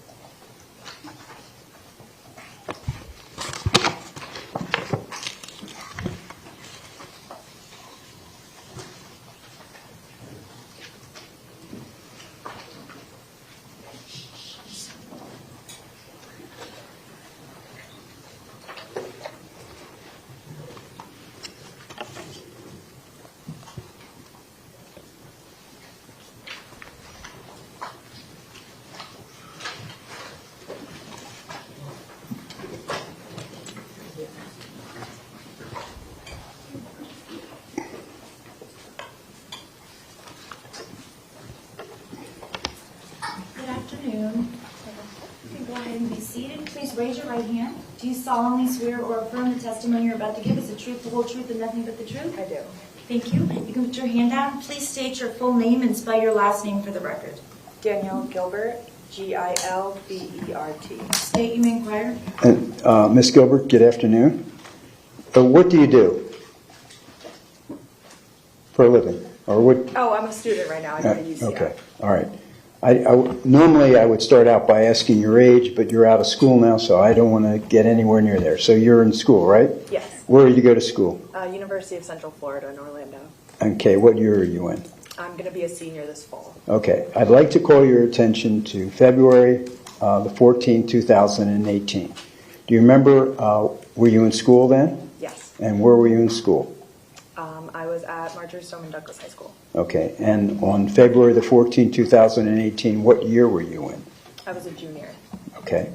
I'd like to call your attention to that day, that Wednesday. Do you remember your fourth period? Yes. Okay. What time does school start then, on that day? 7:40 a.m. Okay. And the last class ends at what time? 2:40. Okay. So your fourth period was what? AP Psychology. And who was your teacher? Miss Rayoven. And what classroom were you in? 12:13. Okay. So during fourth period, would you please tell us what happened? Yeah.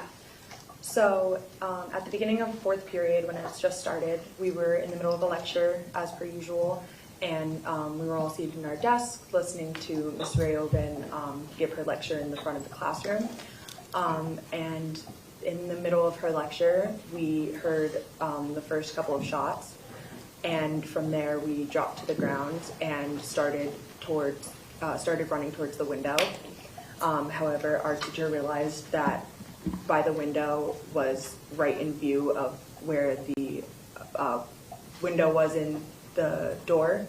And so she had realized that and told us to come behind her desk where we were out of sight of the window. What kind of window was that? It was a small rectangular window in the door. Okay. And so what do you do? And so once she tells us to go ahead over to her side of the desk where we're out of sight, we immediately turn around and all 31, 32 of us go over to that side of the classroom. Okay. And then what time does class start, the fourth period? 90-minute class? It's an hour and a half class. Hour and a half, so like 1:10? Sounds about right. I don't remember exactly. Okay. But you know it ends at 2:40? Yes. Okay. So tell us what happens after you go near Miss Rioven's desk. So then we go over to the other side of the classroom by her desk. And at this time, he still hadn't shot into our classroom at that point. We were just sitting, kind of like sitting ducks. We had no way to protect ourselves, no way to stand up for ourselves.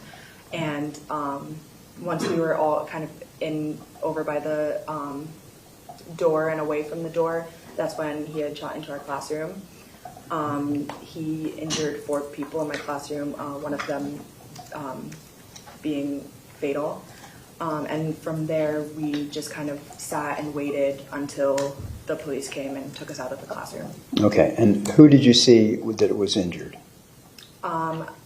Benjamin Wikander, Samantha Mayer, Madeline Wilford, and Carmen Shenchup had passed away. Okay. And were you near any of them?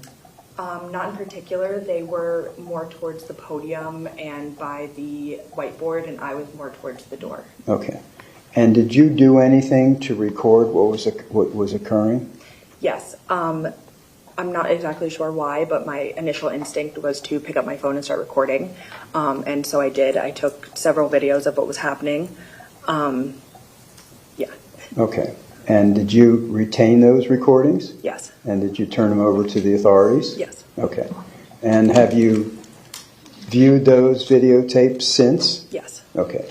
Let me show you State's Exhibit Mark D for identification and ask you to take a look at this drive, Ms. Gilbert, and see if you can identify it. Yeah.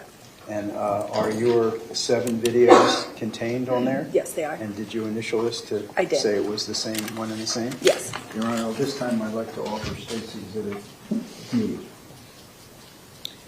Is there any objection? Yes, Judge, we have some. Sure.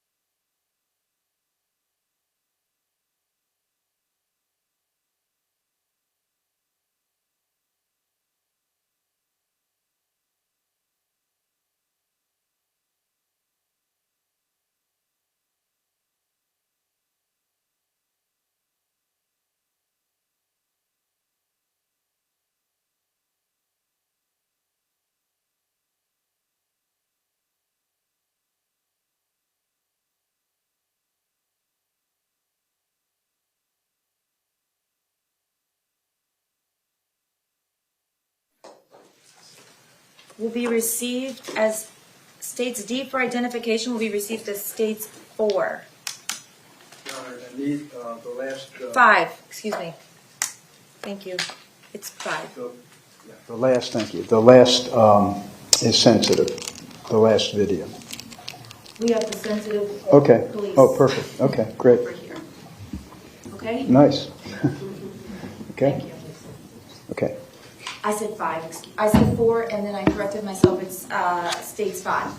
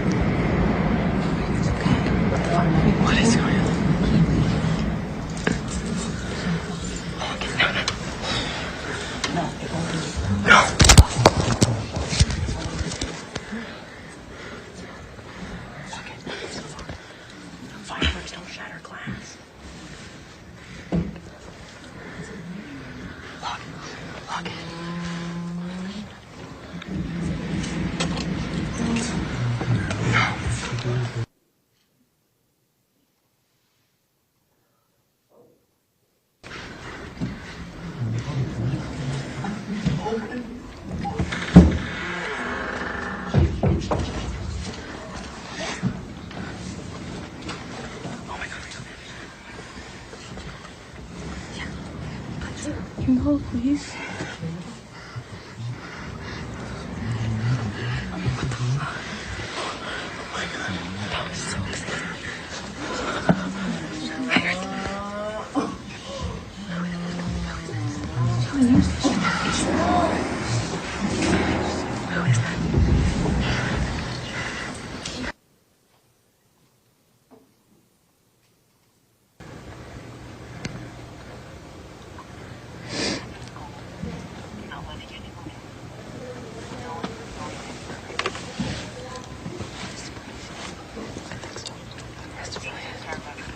I think those police are here. We hear voices. I think so.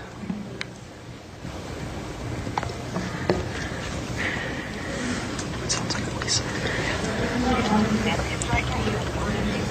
No, I don't know.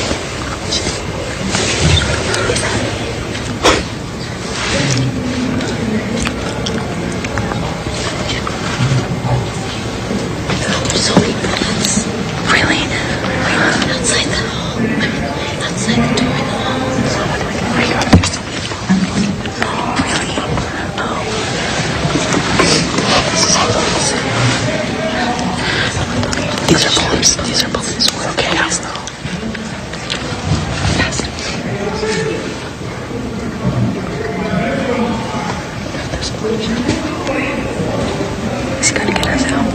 Yeah, like shh.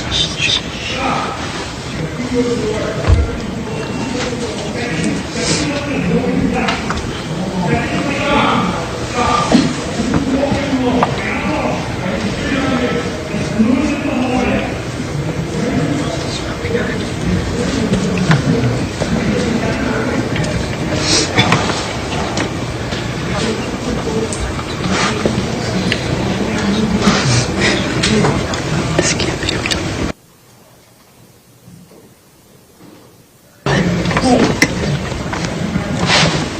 There's just glass everywhere. Hey. Hey. These are police. Hey.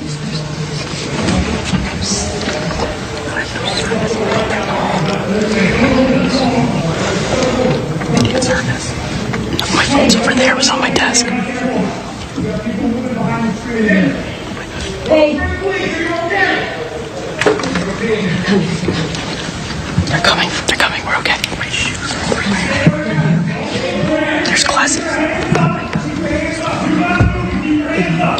They got him.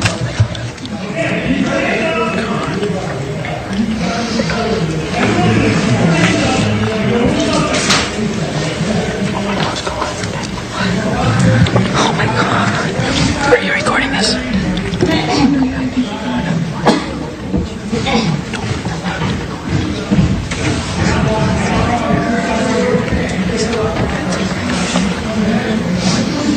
Hey.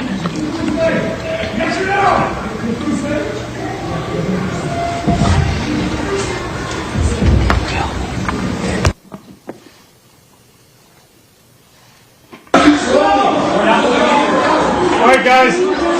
3 down. 3 injured. Is anybody injured? Yeah. Anybody shot? Where? Come here. Right here. Come on, can you walk? Where were you shot?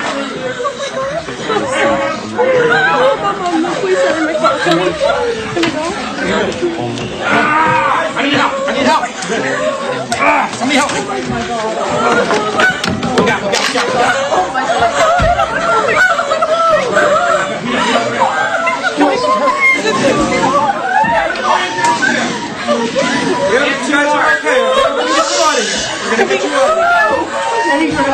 You need my help, us?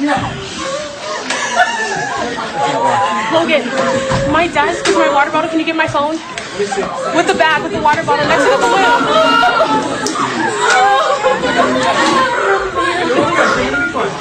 Yes.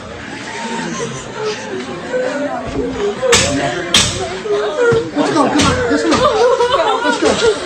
Come on. Follow me. Okay, please. Hug the wall. Go. Oh my God. Go to the street. All right, come on.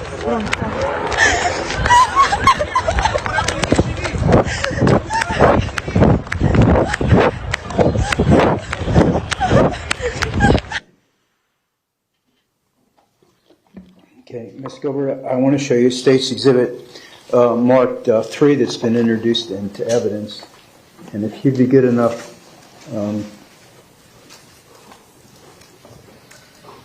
to point out classroom 1213 for us. And do you have the, let me see, yeah, okay. Could you circle 1213? Thank you, okay. Ms. Gilbert, thank you very much. I have no further questions, Your Honor.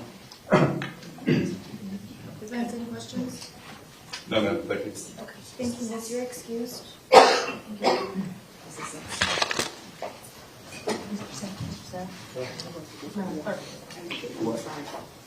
getting it.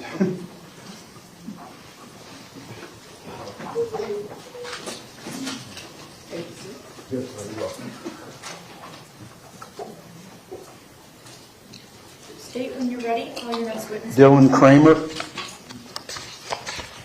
said Dylan Kramer. Dylan Kramer. Kraemer.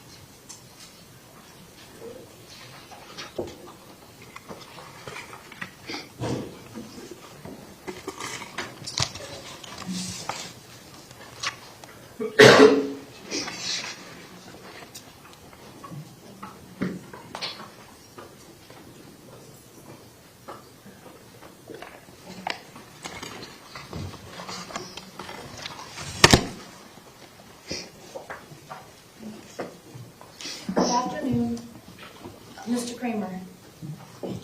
We don't get called Mr. very often because you're young, but that's what we do in court.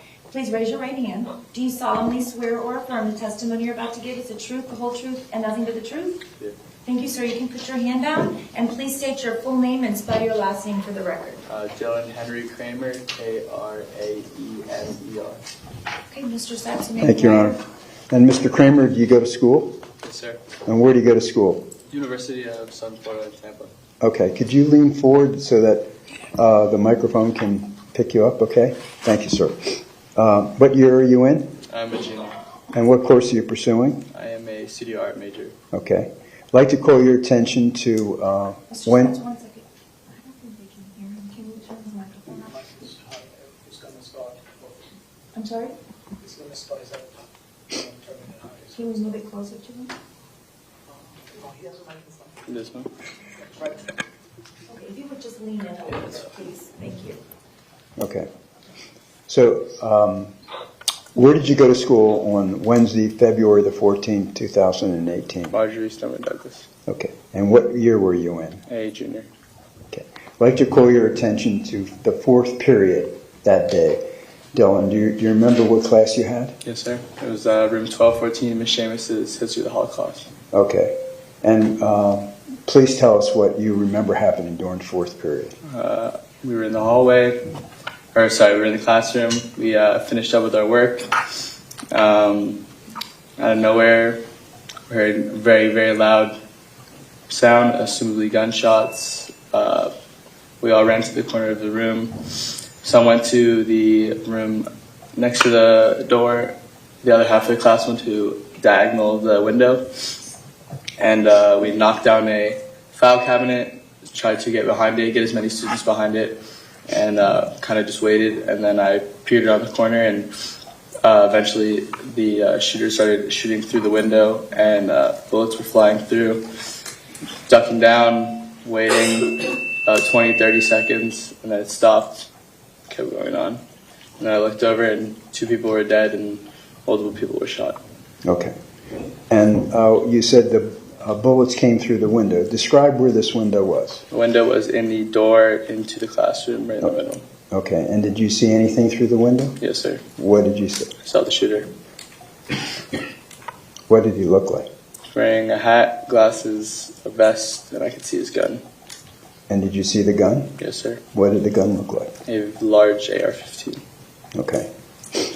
So you said that 2 students were dead. Who were they? Nikolas Cruz and Helena Ramsey. Okay. And did you see anyone who else was wounded? Yes.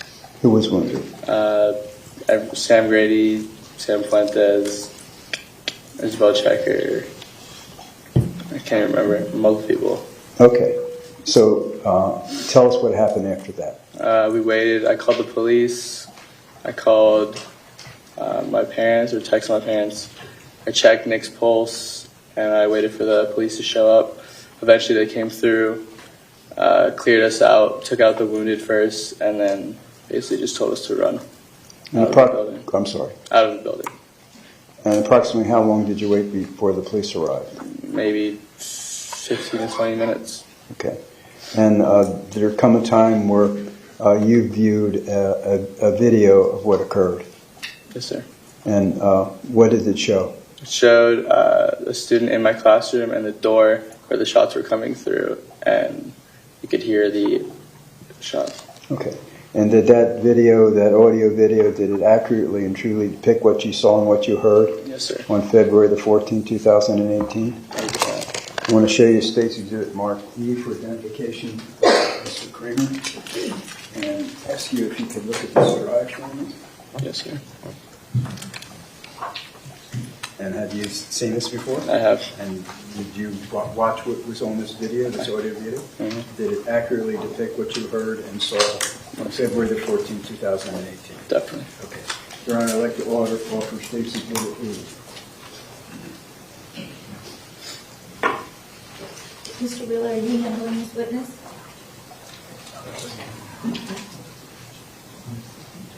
Defense? Judge, same objections we had before. Okay.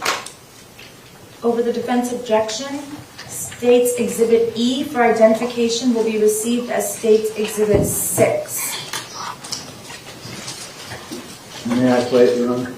Yes, the sheriff's office who was blocking some of the view has moved. Do you need them back? I don't think so. No. I don't Okay. think so.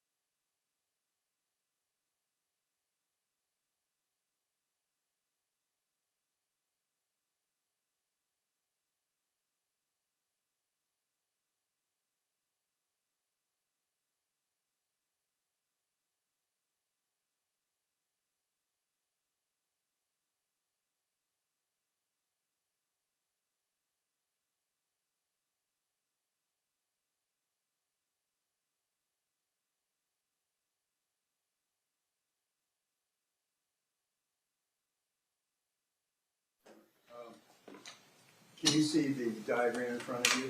It states exhibit Mark 3. Do you see it? No, sir. Would you please circle classroom 1214 where I you can't are? see it. What? Oh, we've been on sidewalk. 1 second.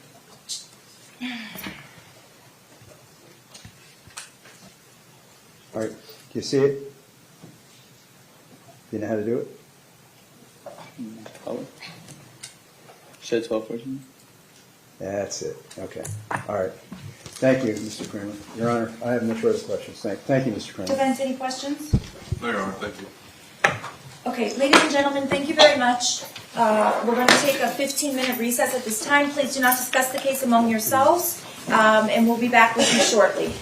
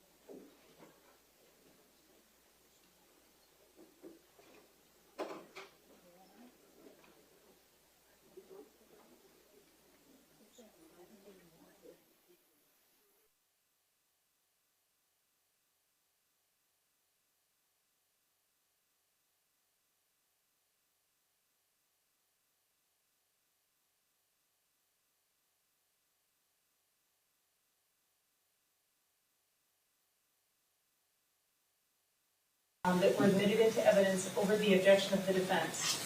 The objections of the defense were that they were cumulative and that they were inflammatory. Mr. Wheeler adopted the same argument that he made during the state admission of Exhibit 5. These were videos, 2 Snapchat videos that were taken by Matthew Walker inside of the classroom of 1214. During the testimony of Mr. Kramer, he indicated and provided eyewitness testimony as to what he had seen and what he had heard, indicating a description of the firearm that he believed that he saw, as well as the individuals that he witnessed being murdered. When the Snapchat videos were published to the jury at the highest volume possible, and it was also displayed to the gallery. Let's not say things like that unless you don't know that. I do believe that the state admitted, he said he had it at the highest volume possible and then he had to reduce it. The video was also displayed to the gallery. It was during that time that one member of the victim's family or friend made an audible response saying, "Turn it off, turn it off." It was at that time that the court turned on the white noise. The Broward Sheriff's Office followed the instructions that the court had previously given them, which was that any individual who is disruptive or has an emotional outcry should be removed by the Broward Sheriff's Office. Judge, it is necessary to declare a mistrial in this case because the jury was present during all of this. It would bring unfair prejudice to Mr. Cruz and impair his fair trial rights. It could inflame the jury, garner additional sympathy and anger towards the client. A denial of this motion would violate Mr. Cruz's right to due process guaranteed by the 15th and 14th Amendment of the United States Constitution, as well as Article 1, Section 9 of the Florida Constitution, and 6th and 14th Amendments of the United States Constitution, Article 1, Section 16 and 22 of the Florida Constitution, as well as the 9th and 14th Amendments of the United States Constitution, equal protection and basic rights guaranteed by the 14th Amendment of the United States Constitution. Based on the foregoing reasons, the defense moves for a mistrial as the prejudice to Mr. Cruz by what happened in this courtroom in front of the jury would render this court to provide Mr. Cruz with the ability to have a fair and impartial trial. This is upon consultation with our client, and he is in agreement. Okay, first of all, my desk is elevated, and I could not see who was speaking, because the person is in at least the 6th or 7th row, which I would say is at least 150 feet from the bench. That's number one. Number two, I couldn't hear what the person said. In the abundance of caution, I asked the white noise be put on. But somebody shouting one thing when you don't see them or you can't hear exactly what they're saying is not even close to grounds for a mistrial. The jurors, I don't even think any of them looked. As far as the volume being on the loudest volume possible, that's on grounds for a mistrial. I asked the state next time, turn it down a little bit, but so that people can see it, but your motion's denied. I understand the court's ruling that as an officer of the court, I can make a representation that I heard the individual in the gallery of this courtroom say twice, turn it off, turn it off.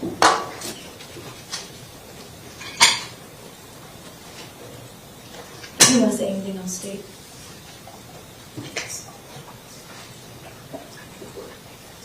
I advised the lawyers what the witness said because the sheriff's office told me. Your Honor. And that's the only reason that I knew. The defense did not tell me what the witness said until just now, as an officer of the court or not. Your Honor, the state agrees with the court's ruling, and the volume was very loud. It was extremely loud, and I think that the witness, or not the witness, turn it off, the volume was so loud as if to turn the volume down, Your Honor. That's what it could be attributed to. And we agree with the court's ruling. The motion for mistrial should be denied. All right, State, do you have another witness to call? Yeah. Okay, go ahead. Jury's not here. Oh, can you bring that, please? Thank you for reminding me. Small oversight.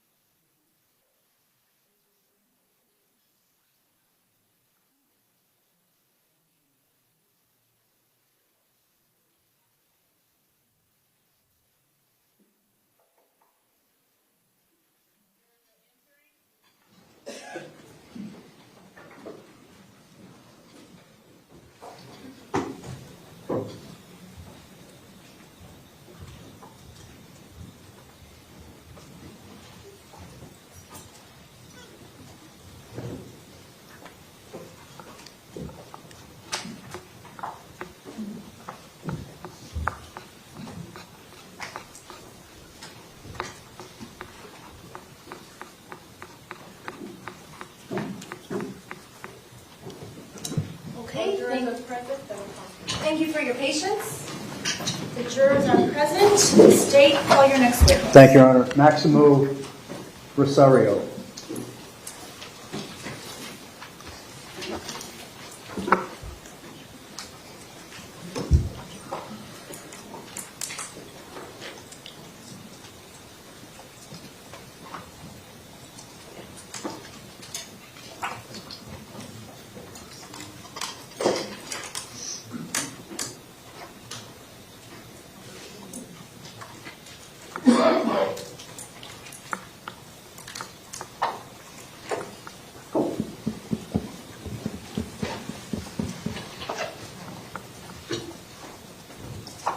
Good afternoon, sir. Please raise your right hand. Do you solemnly swear or affirm the testimony you're about to give is the truth, the whole truth, and nothing but the truth? I do. Thank you, sir. You can put your hand out and be seated. And when you're seated, please state your full name and spell your last name for the record. My name is Maximo A. Rosario. Last name is R-O-S-A-R-I-O. And Mr. Rosario, what do you do for a living? I currently work for the Broward County School Board. And what do you do for the Broward County School Board? I'm the current director of classroom technology.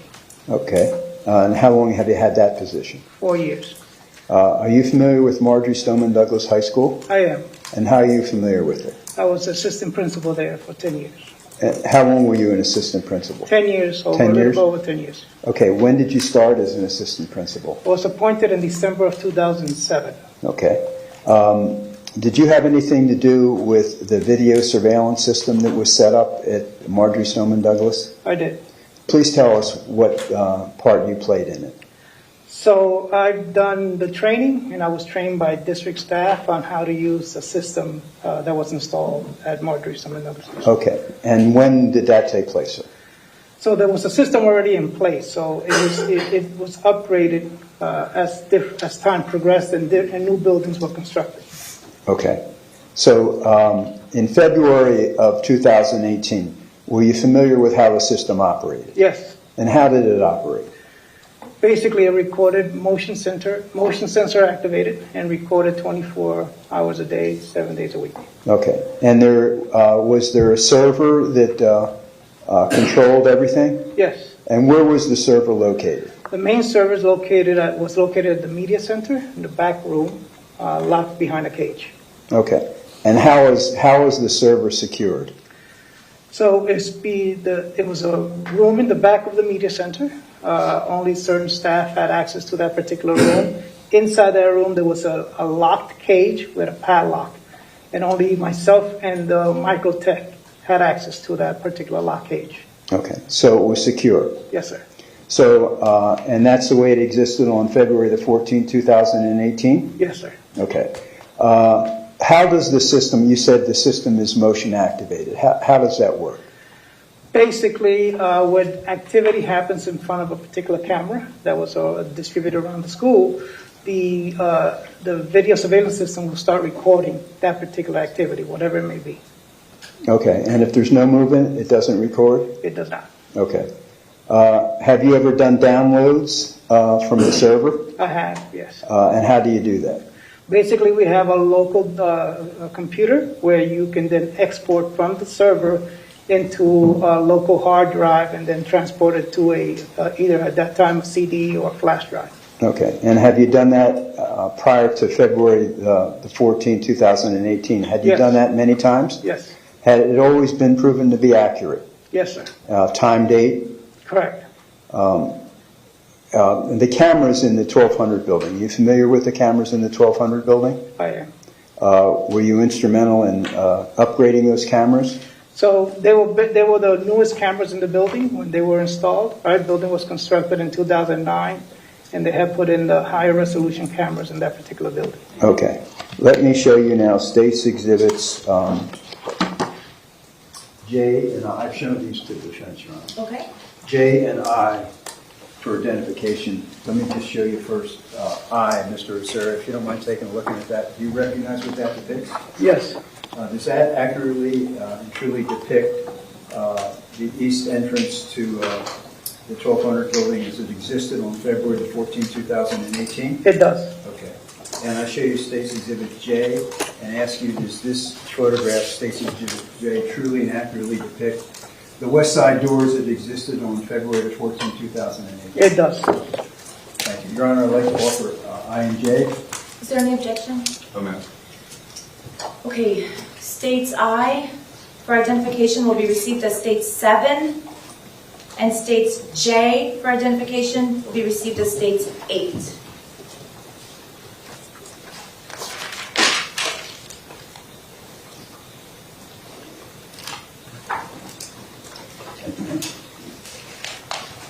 I want to show you first, Mr. Rosario, State's Exhibit 7. Can you see that on your screen? I can. And what does this depict? That is the east side of the 1200 building. Okay. And there's 2 double doors I see there, right? Correct. Where do they lead to?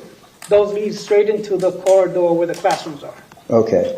On the first floor, obviously. That's correct, yes. Okay. And how about the door to my right of it? So that door goes right into the staircase. Okay. And I'll show you State's Exhibit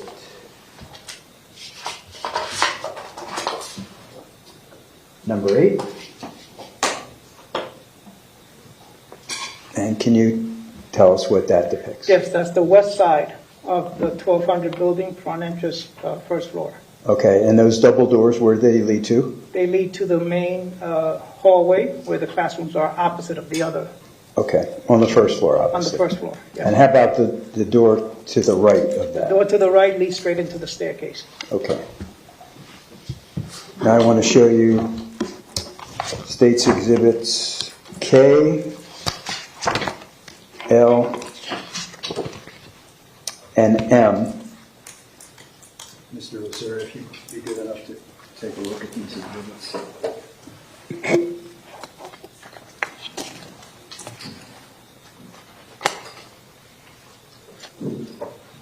Okay, this one is the west side of the front entrance that you just showed me. That's the inside part of the corridor. That's K.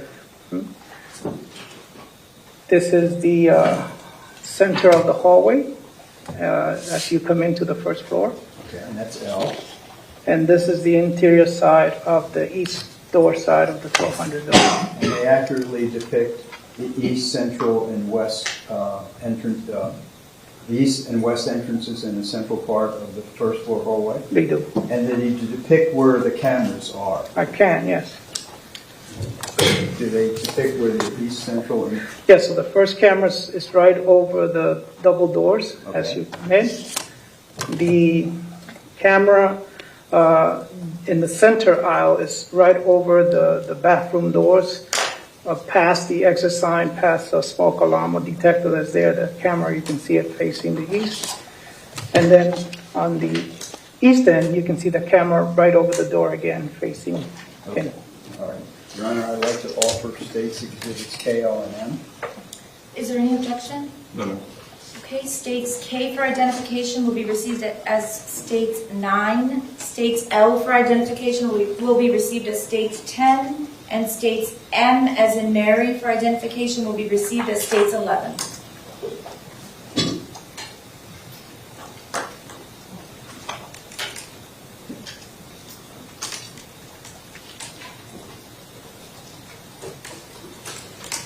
Thank you, ma'am. Okay, Mr. Rosario, now I want to show you State's Exhibit marked 11 that you have identified as, I think you said it's the east entrance door, the interior? That's correct. Okay. All right. Is that what that is? Yes, sir. All right, could you, do you know how to use, I say do you know how to use because I don't. Do you know how to use the, where you can circle it with, that's it, okay. What is that? That is the camera pointing Okay. west in the first floor. And it's facing west? Yes, sir. Focusing west, okay. And that's State's Exhibit 11. I'm going to show you State's Exhibit 10.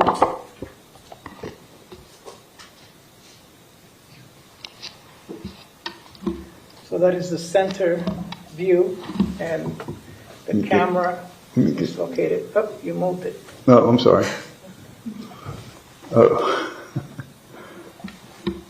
Okay, so camera's right there, Okay. the bathroom, All right. facing east. Okay. And showing you west or east? Looks like it's facing east. Okay.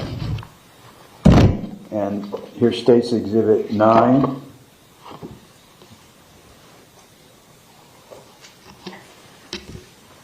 Okay, this is the west side of the building.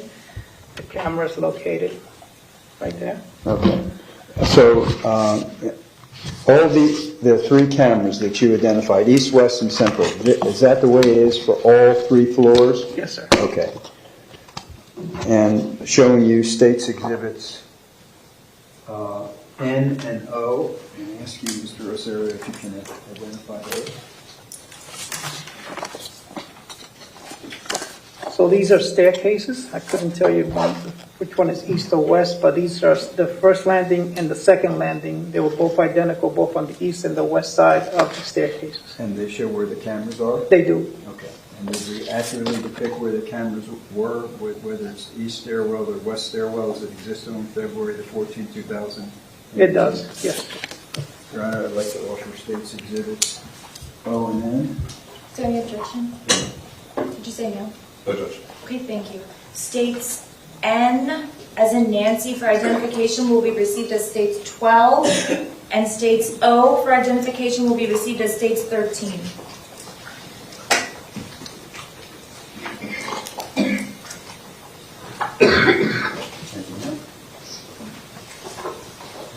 Mr. Rosario, I'm now showing you States Exhibit 13.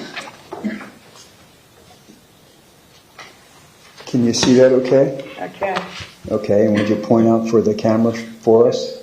Camera's located right there. Okay. And States Exhibit 12.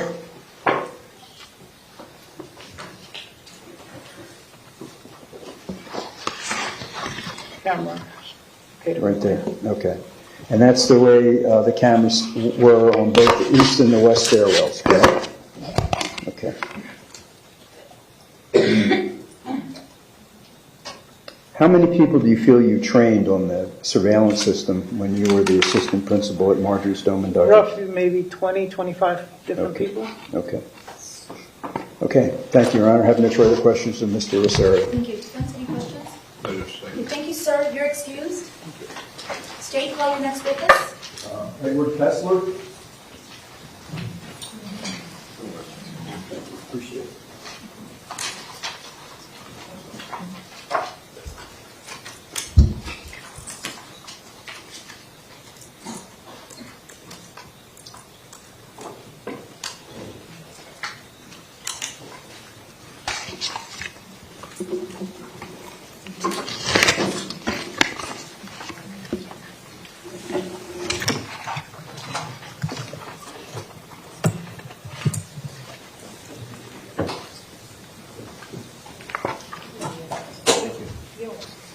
Good afternoon, sir. Please raise your right hand. Do you solemnly swear or affirm the testimony you're about to give is the truth, the whole truth, and nothing but the truth? Yes, sir. Thank you, sir. You can put your hand down and be seated. And when you're seated, please state your full name and spell your last name for the record. James Edward Kessler, Kessler. State your name prior. Thank you, Your Honor. And your occupation, sir? I'm a systems analyst with the School Board of Broward County. And what is your training and experience? My background is managing the video surveillance systems at the sites. Okay. And are you familiar with the surveillance system that exists? First of all, how long have you been doing that? I've been in that capacity approximately 5.5 years. Okay. And what are you doing now? Same. Same thing? Were you familiar with the surveillance system that existed in Marjorie Stoneman Douglas High School on February the 14th, 2018? Yes. And how did the system operate? It's a computer-based system. There's a large server which sits on campus, which contains all the video recordings. The cameras connect to the computer network, same as phones and computers and other things. And the cameras and the server communicate, and once they sync up, anything that the camera sees is automatically sent to and stored on the server. Okay. And how does the system work? As far as, is it motion activated? Yes. Yeah. Okay. So the system is typically set up to record on motion, so that we're not recording empty hallways in the middle of the night or on weekends when nobody's around. Okay. I'd like to call your attention to February the 16th, 2018. Were you working that day? Yes, I was. And did you have occasion to go to Marjorie Stoneman Douglas High School? Yes, I did. Okay. And when you were there, did you have an occasion to meet with the FBI? Yes, I did. And did you go to the server room? Yes. Do you remember where the server room was? Yes. Where was it? Second floor, back of the media center. Okay. And do you remember how it was secured? Yes. So there's a large room that has a chain link fence cage within it, and the server and the network equipment was in that chain link room. Okay. I'd like to show you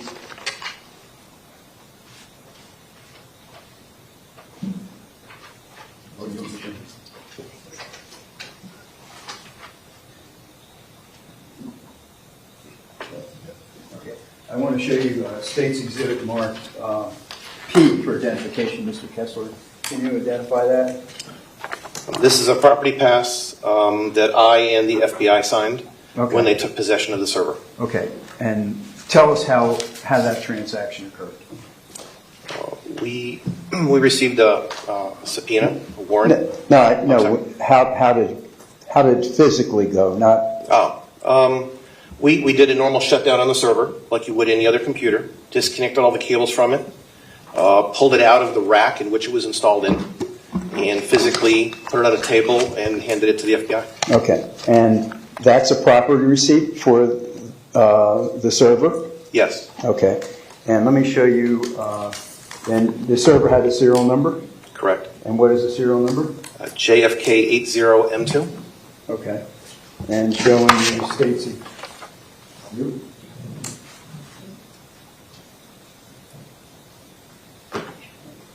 State's Exhibits Q, S, and R, and ask you if you can identify those photographs.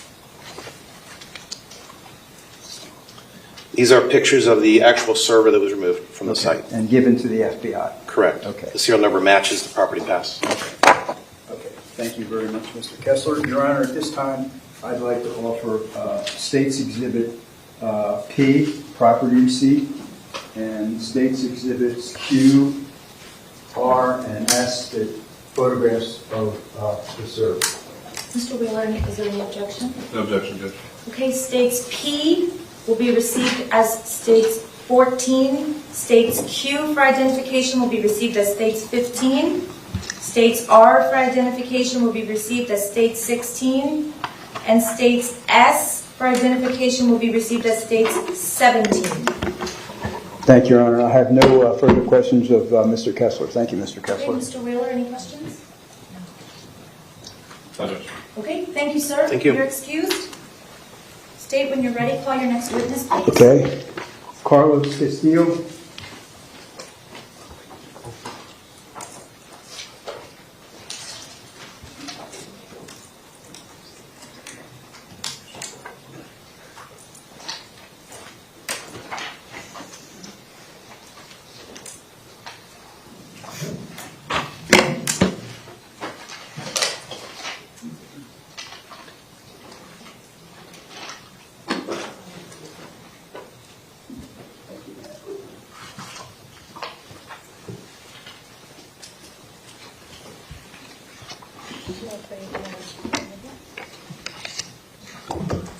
Good afternoon, sir. Please raise your right hand. Do you solemnly swear or affirm the testimony you're about to give is the truth, the whole truth, and nothing but the truth?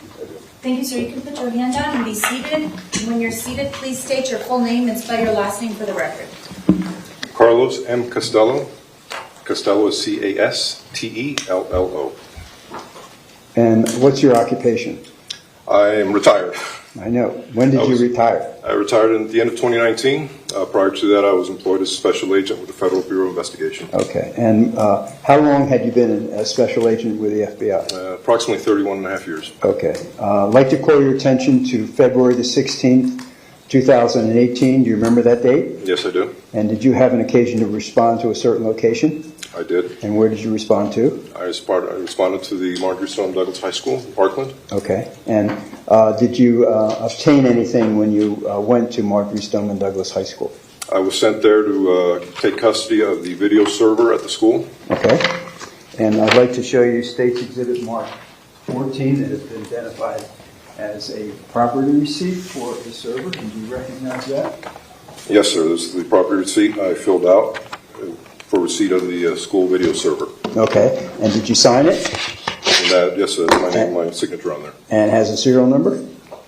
It does have the serial number for the server, yes. Okay. And now I show you State's Exhibits Marks 15, 16, and 17 that have been identified as the server. Do you recognize those photographs? All right, this first photograph shows the 1B1 item number, which is the item number for the server. JFK80M2 is the serial number for the server. That's the second photograph. And then the last photograph is sort of the back of the server. It shows it's a PowerEdge R530 server, which is consistent with the server that was seized. Okay, so the FBI took custody of the server. That's correct. And where did you all take it to? It was eventually taken over to the federal building over in Miramar, Florida. And the who? FBI building. Sorry. Yes. No, I'm sorry. Go ahead. No, I interrupted you. No, we took the server was taken by one of the other examiners to the FBI building in Miramar, Florida. And who was that? That was Gaston Nieves. Okay, and he was with you when you collected the server, correct? That's correct. Yes. Okay. Thank you, Mr. Castillo. Appreciate it. No further questions, Your Honor. No questions. Thank you, sir. You're excused. Thank you. Thank you. I have another witness, Your Honor. Okay. Yes, go on, Rebates.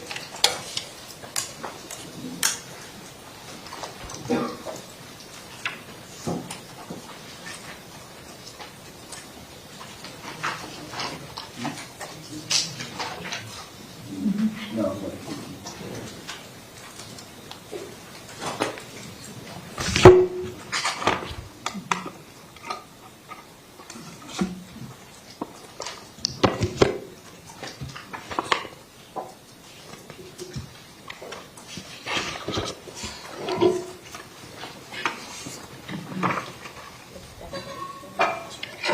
Good afternoon, sir. Please raise your right hand. You solemnly swear or affirm the testimony you're about to give is the truth, the whole truth, and nothing but the truth? I do, Your Honor. Thank you, sir. You can put your hand down and be seated.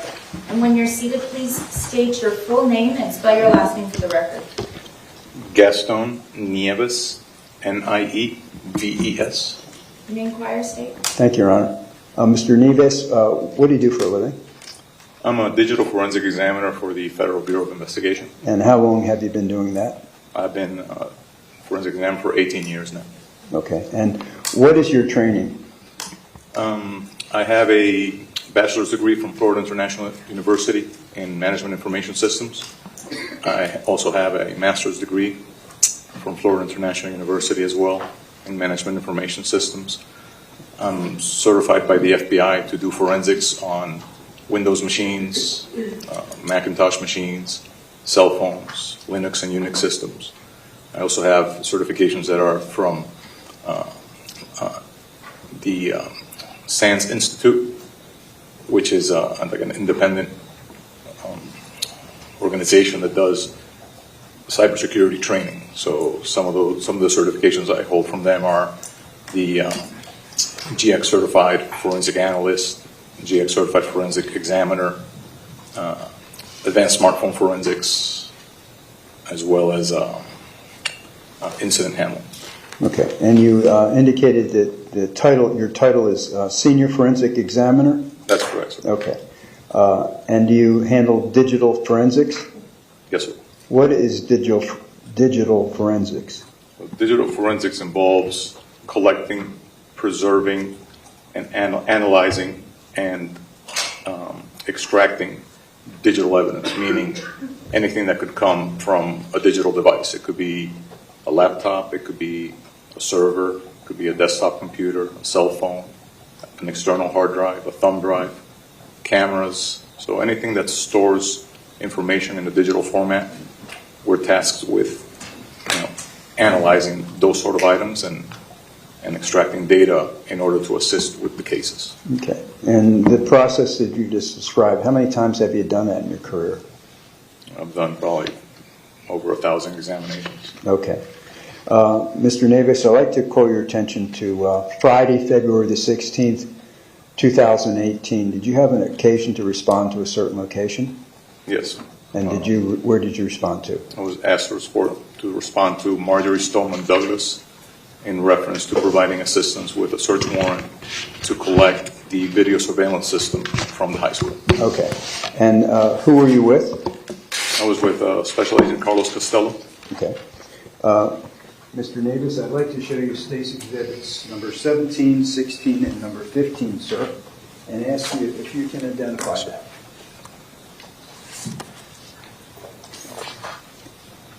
Yes, these are pictures of the server that was collected on that date.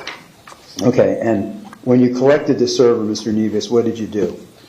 I was assisted by Mr. Kessler, and one of the things that we did before seizing the server was changing the passwords on the server so that we would be able to access the system in an easier fashion after we would have seized it. And he escorted us to the library, and within the library they had the data center. And within the data center there was a cage that had all the different servers. So he identified the server that it was. We changed the passwords as we needed to, removed it from the cage, and then they gave us a cart, and we did the necessary paperwork for chain of custody purposes, and then we rolled it out. Okay. And when's the next time you saw the server? Did you take the server somewhere? So that night I took the server back to the Miami field office of the FBI, and on Monday morning was when I started working on the server once again. Okay. As far as starting the extraction for what had been requested. Okay. And let me show you now State's Exhibit marked T for identification, and ask you, Mr. Davis, if you can identify this.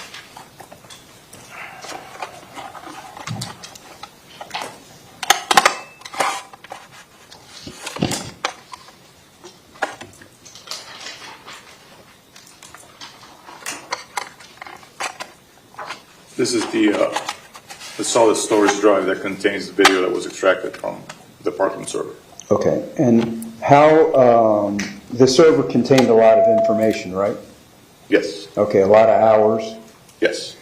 Did you narrow it down when you extracted it to get this exhibit? Correct. This exhibit contains 6 hours on the date of the incident on February 14th, 2018.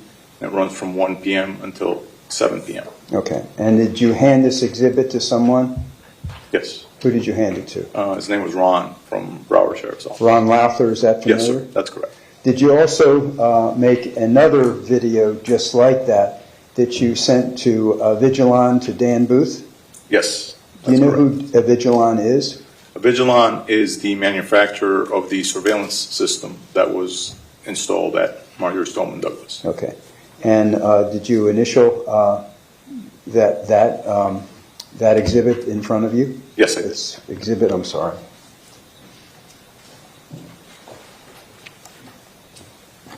Memory's bad. Exhibit T? Yes, sir. Okay. And the hard drive that you sent to Vigilon Dan Booth, did you initial that also? Yes, I did. Okay. Your Honor, I'd like to offer now State's Exhibit T. Okay, States T for identification will be received as States 18, 1-8. Thank you. Your Honor, I have no other witnesses today. Okay. Dan Booth from the Vigilon won't be in town until tonight. Okay. Would it be all right with defense and the court, instead of bringing Mr. Neves back to identify his initials in that hard drive, we can agree he signed that? I don't have a problem with that, Judge. Okay. Okay. Okay. All right. If there's any problem, Mr. Neves, I'll call you. But thank you. Thank you. Thank you, Mr. Sentz. No questions. Mr. Wheeler, do you have any questions? No Do you have any questions? No questions. Okay, thank you, sir. You're excused. Thank you, ma'am.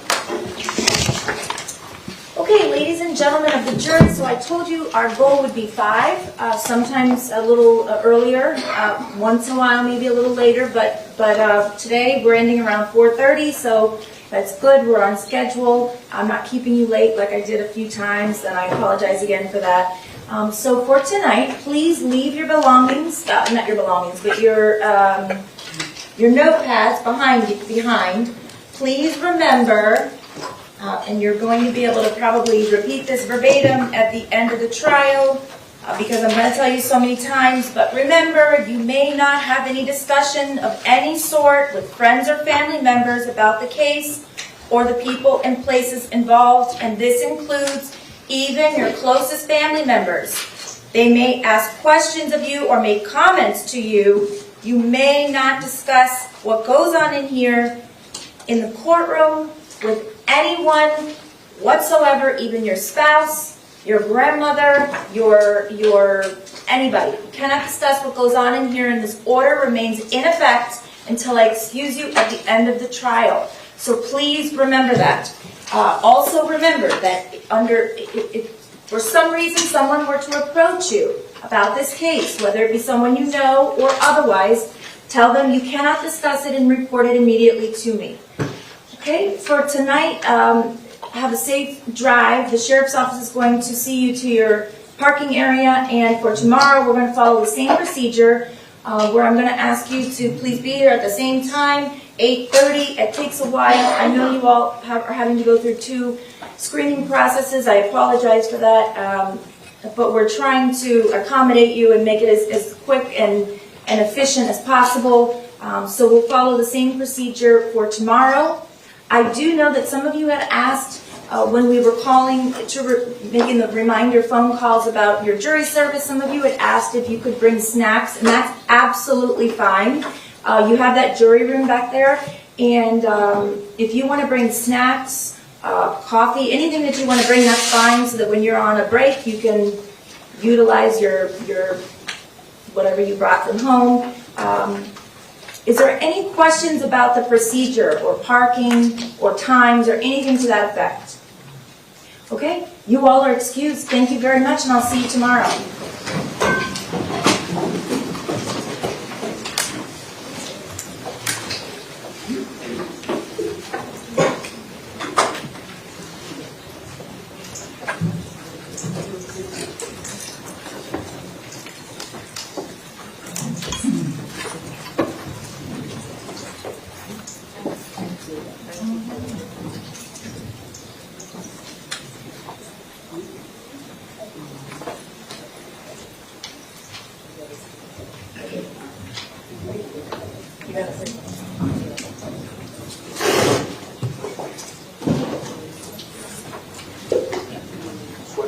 Okay, the jurors are excused.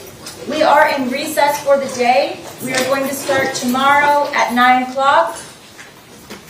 You all have the schedule that I'm trying to stick to as far as when everyone can enter the courtroom and when the jurors are brought up and so on and so forth. And other than that, I'll see you all tomorrow. Thank you.